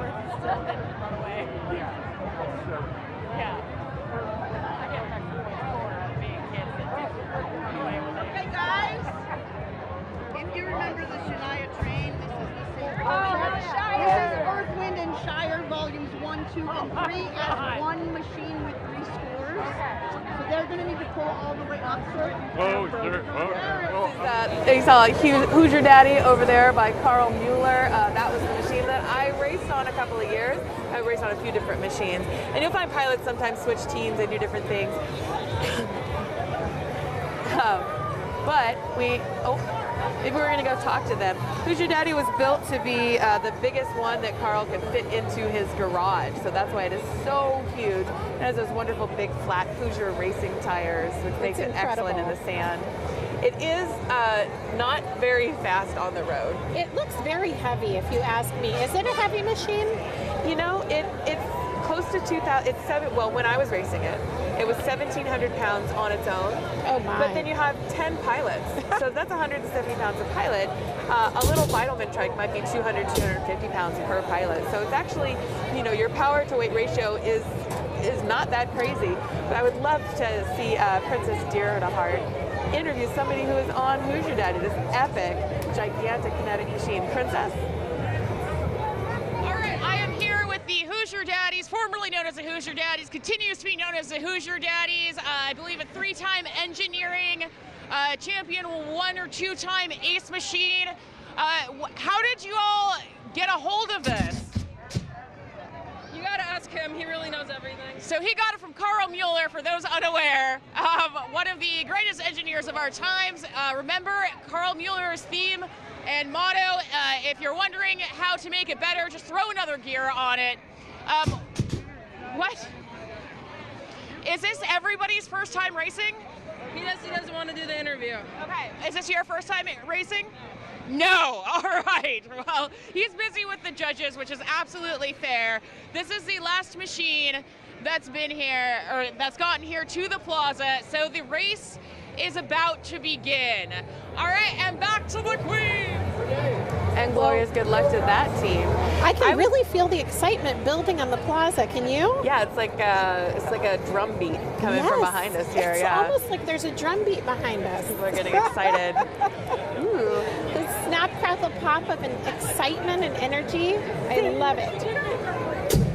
Now, you might be wondering why the team is allowed to have fire or propane when everything is supposed to be human-powered. But it is, in fact, just the propulsion that has to be human-powered. Teams can incorporate all sorts of other things in their pageantry and in their kinetic drills. And you'll find teams that shoot fire. You'll find teams that might have like a solar-powered DJ station. One year, there was a team that had a little hibachi on the front of it, and they just went through barbecuing hot dogs the entire time. But it sounds like there might be something going on over at Pageantry. I think so. Let's check that out.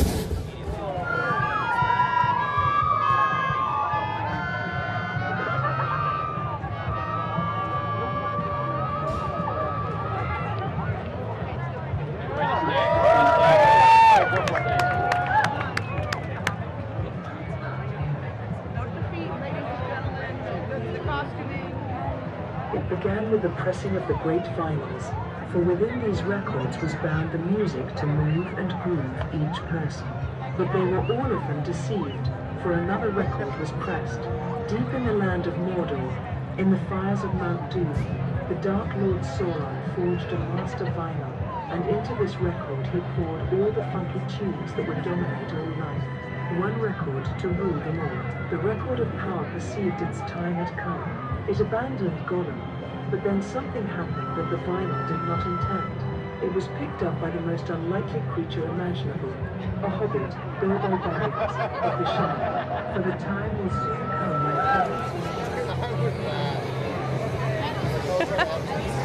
Oh, very nice, very nice. Of course, as soon as you make something a competition category, then they're going to go all out for it. So, like I said, when June's team won the Best Pit Crew Award for basically being a Broadway show on wheels, and they came up with the pageantry category.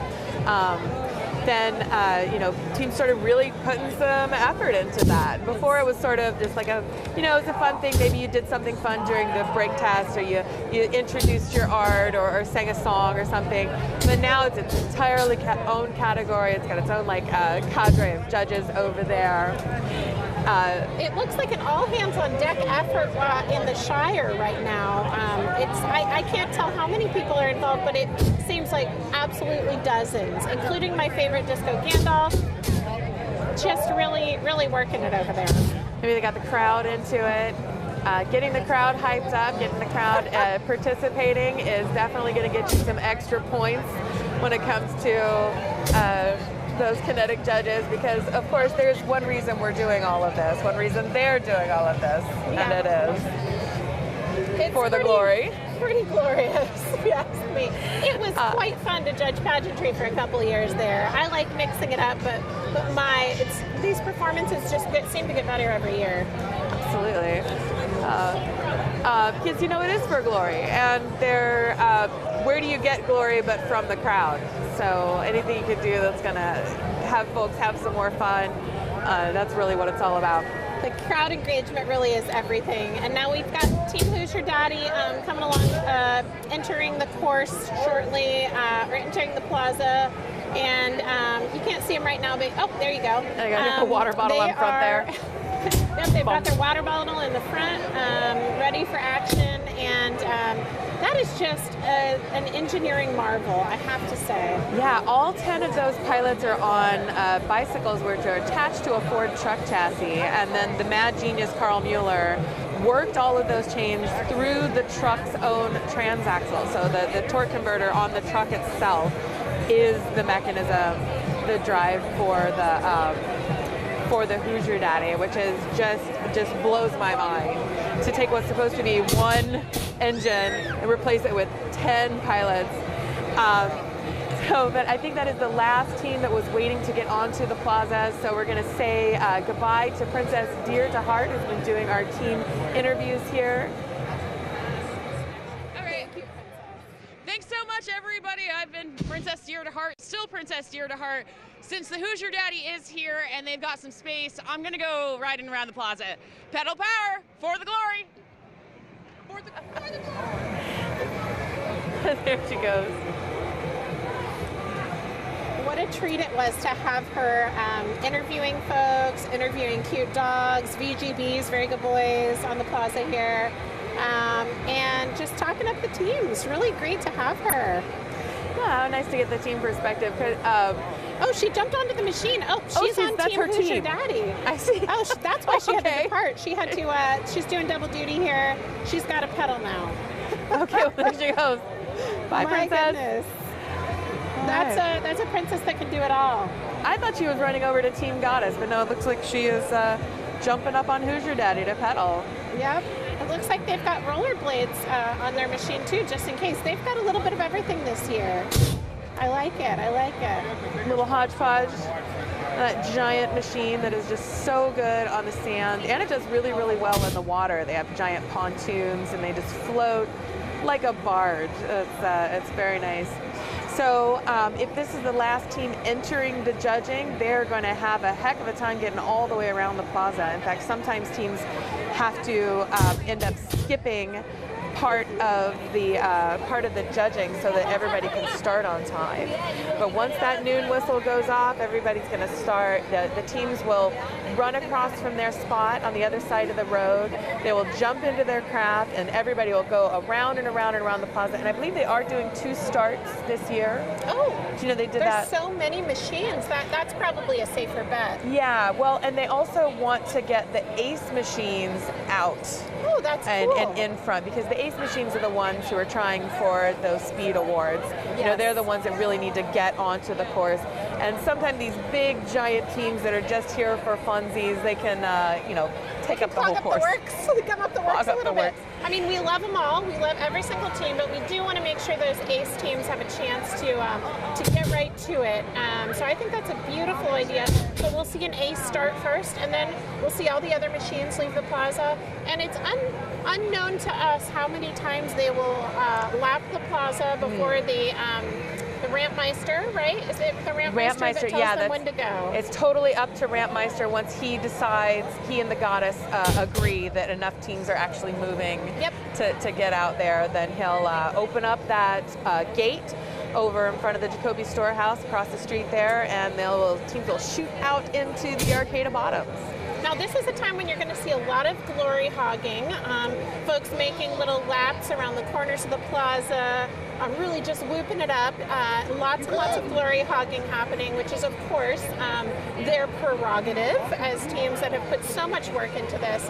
And so I love the start. I love seeing them just really not only get that speed, but get that their juices flowing. Absolutely, totally. It's yeah, my first year in Kinetics, I had never been in Kinetics before.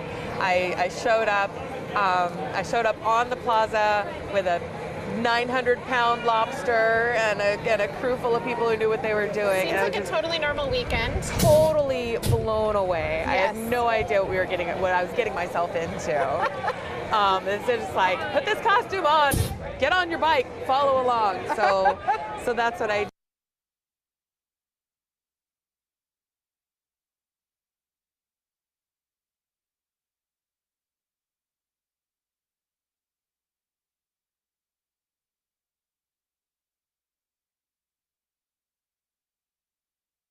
to the left.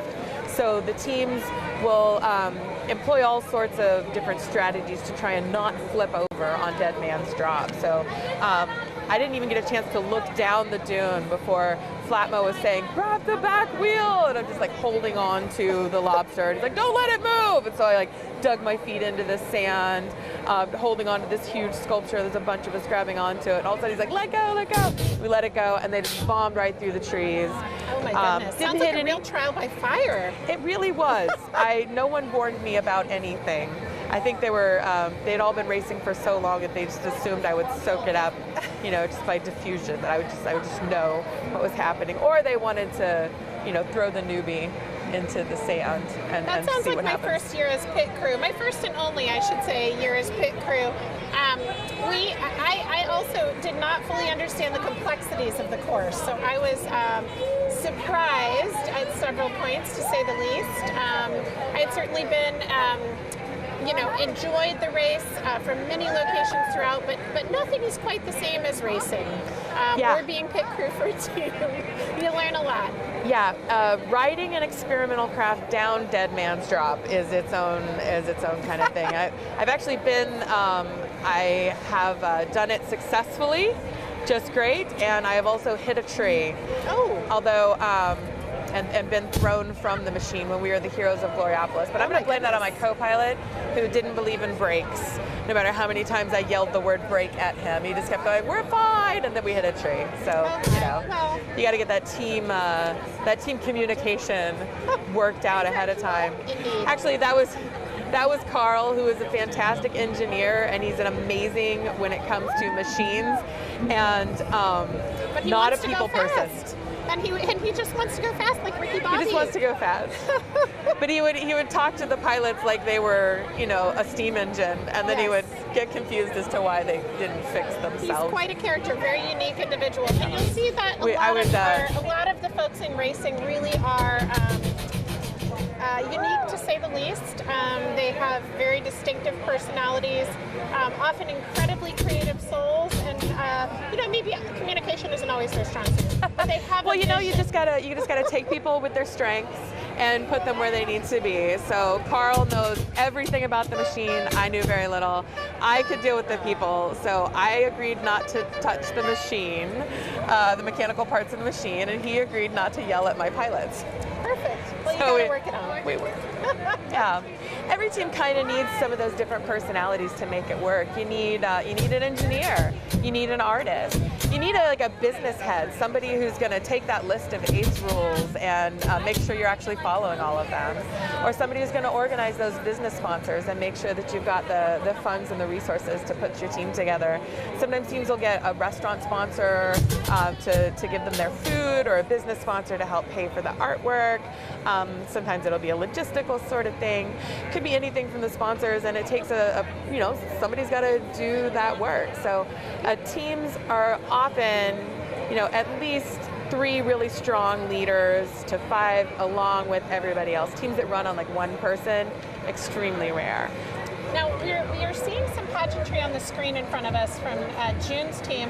They seem to have many fans, and they are looking fabulous. I have no idea what they're doing, but they certainly seem to be trying to fly. So I'm hoping that they'll make good time to be able to fly on the course. If not, they'll just look great in the process. They'll look great wherever they are.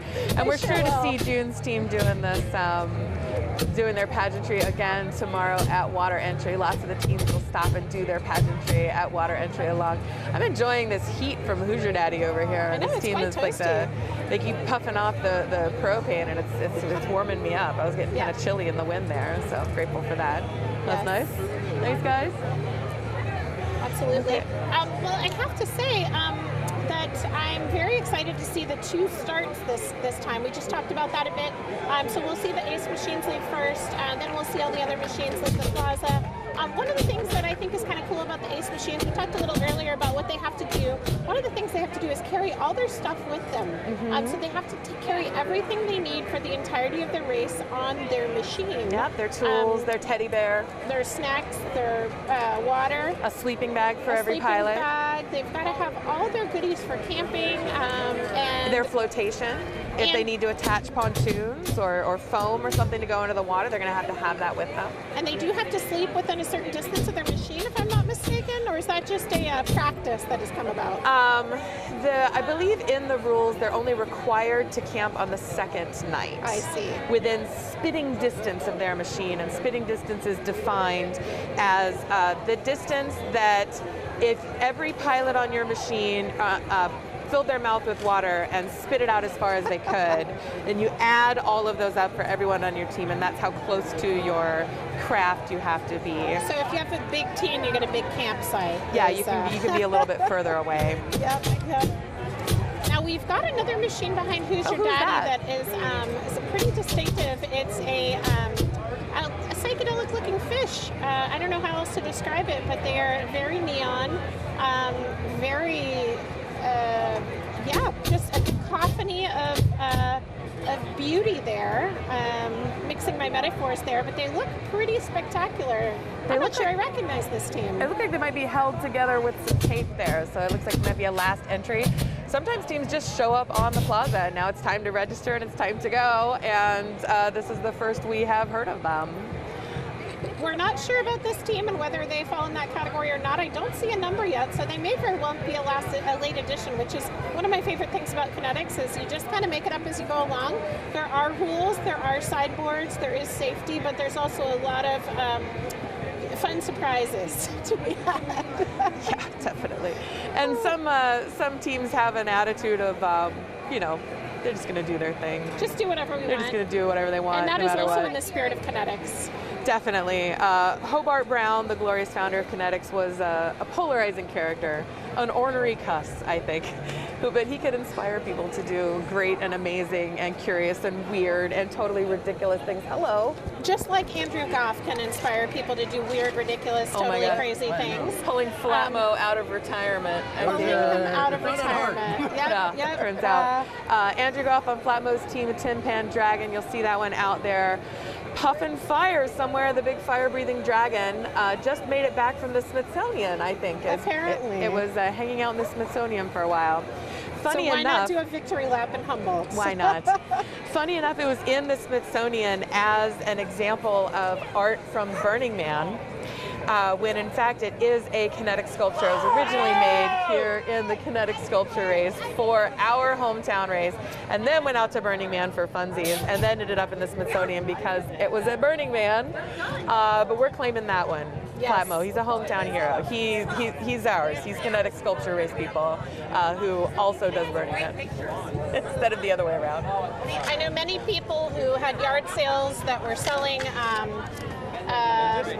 those tin pans for baking that are real lightweight, various shapes. You can bake bread in them that's shaped like a fish or a heart. Like a mold. A mold, yes. And many people who have had those at yard sales that got snapped up and they made it onto one of Dwayne's machines. That metal armor is often old, sometimes unusable bakeware, delightful reuse for it. Yeah, the year we put together the armored carp, which was the original body for the Tin Pan Dragon, there was not a piece of thrift store aluminum left in the county that year, that's for sure. Yes. I just noticed that I've been titled Rutabaga Professor Jima on the captions, which is one of my favorite new titles. I'm embracing it fully. Okay. Rutabaga Professor Jima. I'm loving it. Because you have an ace. When did you ace? Oh, I did not ace actually, but you're an ace. But I am a teacher at Cal Poly University. So Cal Poly Humboldt. So you're an actual professor. I get to be an actual I'm just a kinetic professor. You're a kinetic professor. So that's a little between bit the two of us, we teach all manner of things and people.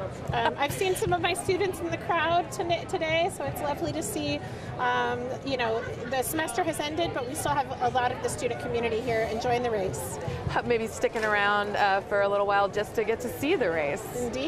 That is an interesting tradition. When you do ace the race, when you finish the race successfully in time, following all of the rules or not getting caught breaking any of the rules, and you win your ace, then every other kinetic pilot, whenever you enter a room, is supposed to stand and say, "Professor, which happens occasionally. But now, after over 50 years of racing, there are so many professors that it can be hard to keep track, but it also can be very distracting when you're just trying to eat.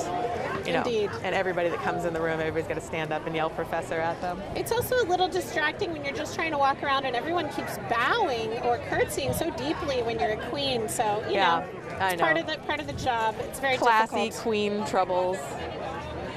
And we're getting very, very close to this noon whistle. It is just a few minutes away. The volunteers are going to start getting people, or they've already started getting people out of the street. You can see the crowd kind of packing in behind us because they're being told to get out of the street, off the course, so that the teams can get ready to do their start. And there's just a few teams over here that haven't actually managed to make it onto the course yet. Oh gosh. And we've got to get these pedestrians out of the way. They've got to get over there. We're kind of up a little side street here. The plaza is behind us, a little way from where we are. But you can see in this shot, there's the race volunteers are trying to get everybody out of the way, get them feet off the street, they say.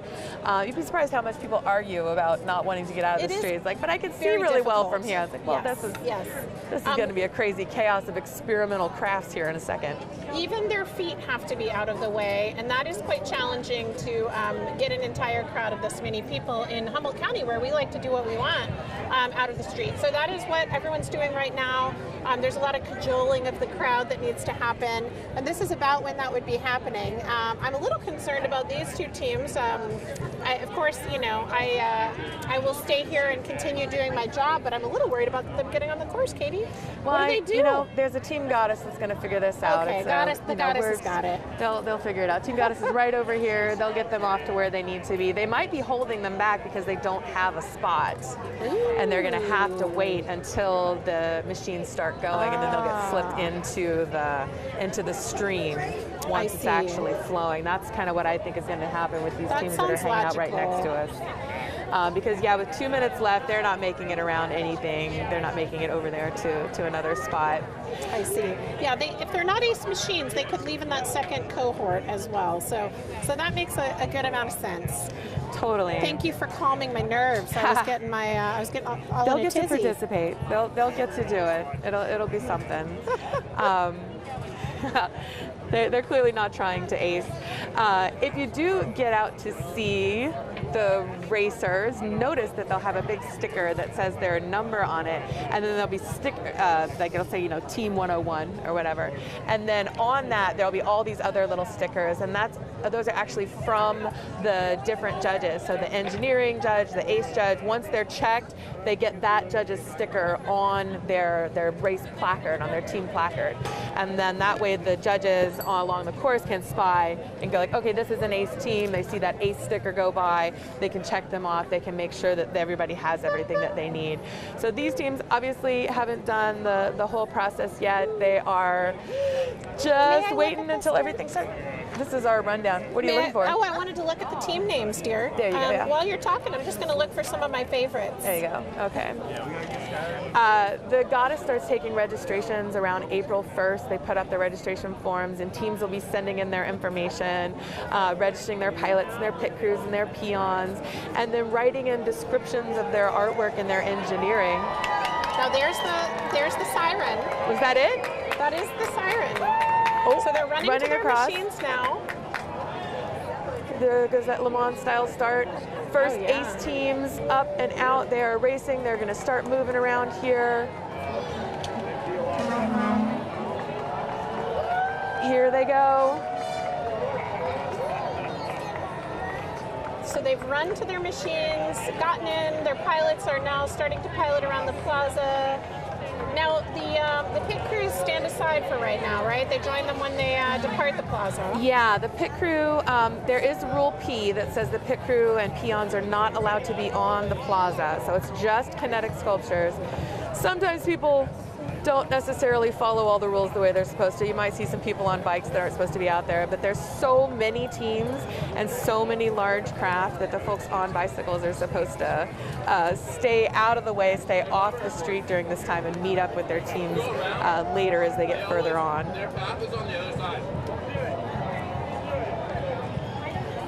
Oh, here comes Flatmo and his Tin Pan Dragon. The world famous dragon. at least nationally famous, Smithsonian and all. There they go. Oh, we've got Apple Intelligence there. Apple Intelligence, a little creepy. Little creepy. I like it. There goes Dune. The snowball in hell. That looks dangerous.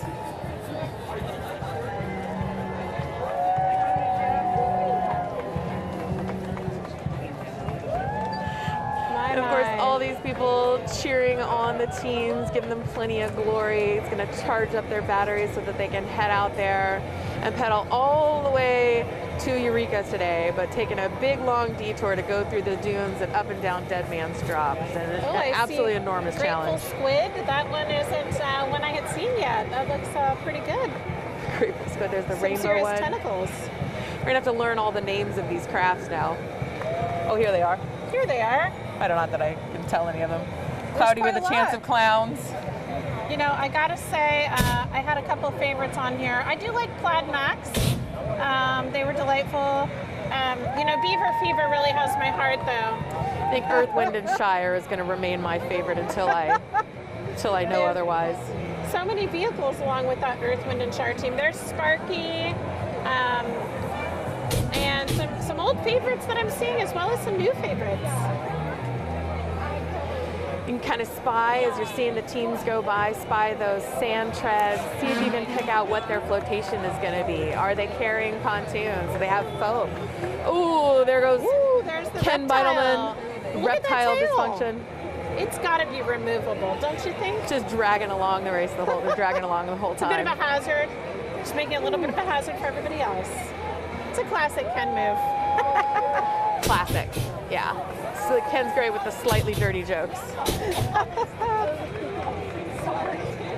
See a couple of two-pilot machines there. Yeah, we've got some people pedaling pretty hard on this fairly flat ground, so it'll be interesting to see who breaks down first. Now, That doesn't bode whoever well. breaks down first after leaving the plaza will get a special award. Can we talk about that for a minute? Oh yeah, the Golden Dinosaur. The first team that breaks down after they leave the plaza. So if you break down on the plaza, you're supposed to pull over to the side and you're not allowed to fix your machine until everybody has started. But if you do manage to start the race and then you break down after you leave the plaza, the first team to do that gets the Golden Dinosaur. It's one of those dubious distinctions. Yes, you're like, well, goodness, I guess I didn't do so well as I thought, but they sure do get to participate nonetheless. Like the 632 award for the ace team that comes in after the course closed first on day one. So basically the first team to lose their ace because they're too slow. That's a sad award, That's to a be very honest. The Golden Dinosaur is fun because a lot of times those teams come back and they continue to participate. They just trailer to somewhere or they fix up their machine and they join along the way. And they lose their ace if they were ever aiming for it. But they're still included in the fun. Ideally, they don't get on a trailer. So they can, you can human power, you can lateral, you can get on a trailer and go backwards, but if you get onto a trailer and go forward along the course for any amount of time, then you are disqualified, unfortunately. So, and that was a Hobart rule straight from the Glorious founder, that if once you start the race, you need to human power that artwork all the way to Ferndale, even if you have to pick it up or drag it. We've sure seen some people push and huff and puff their way along the course entirely under human power, despite having broken down repeatedly.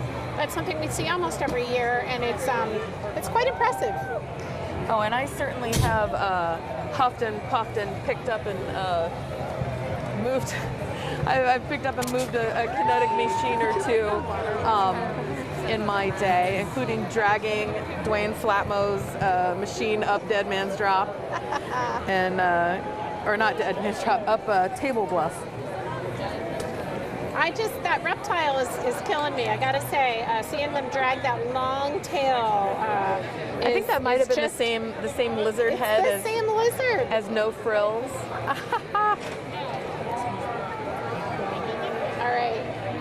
Which was, a little while ago, Ken likes to have those large animals. He did the albino rhino. He did, we also did Flash Gordon, which was its own thing, and then the Gourd of the Rings. it was quite cool to see them all leave the plaza just now. So we are in that period between. Thank you so much, dear. We're in that period between the ace machines leaving the plaza. So I guess everyone we just saw was aiming to ace, and it looks like we're going to have some more folks. So are they going to do the second? We're being bubbled. Oh, that's a lot of bubbles in the face. All right. So it looks like everybody has started. The racers have gone out onto the course. We're almost finished with this live broadcast in the plaza. But before we go, I just want to throw it back over to thank our underwriters once again for helping make this broadcast possible. Support for this program is made possible by Art Center Arcata. Artist run for the artist and everyone. Paint, paper, and cool fun stuff. Independent and locally owned. Located on the Arcata Plaza.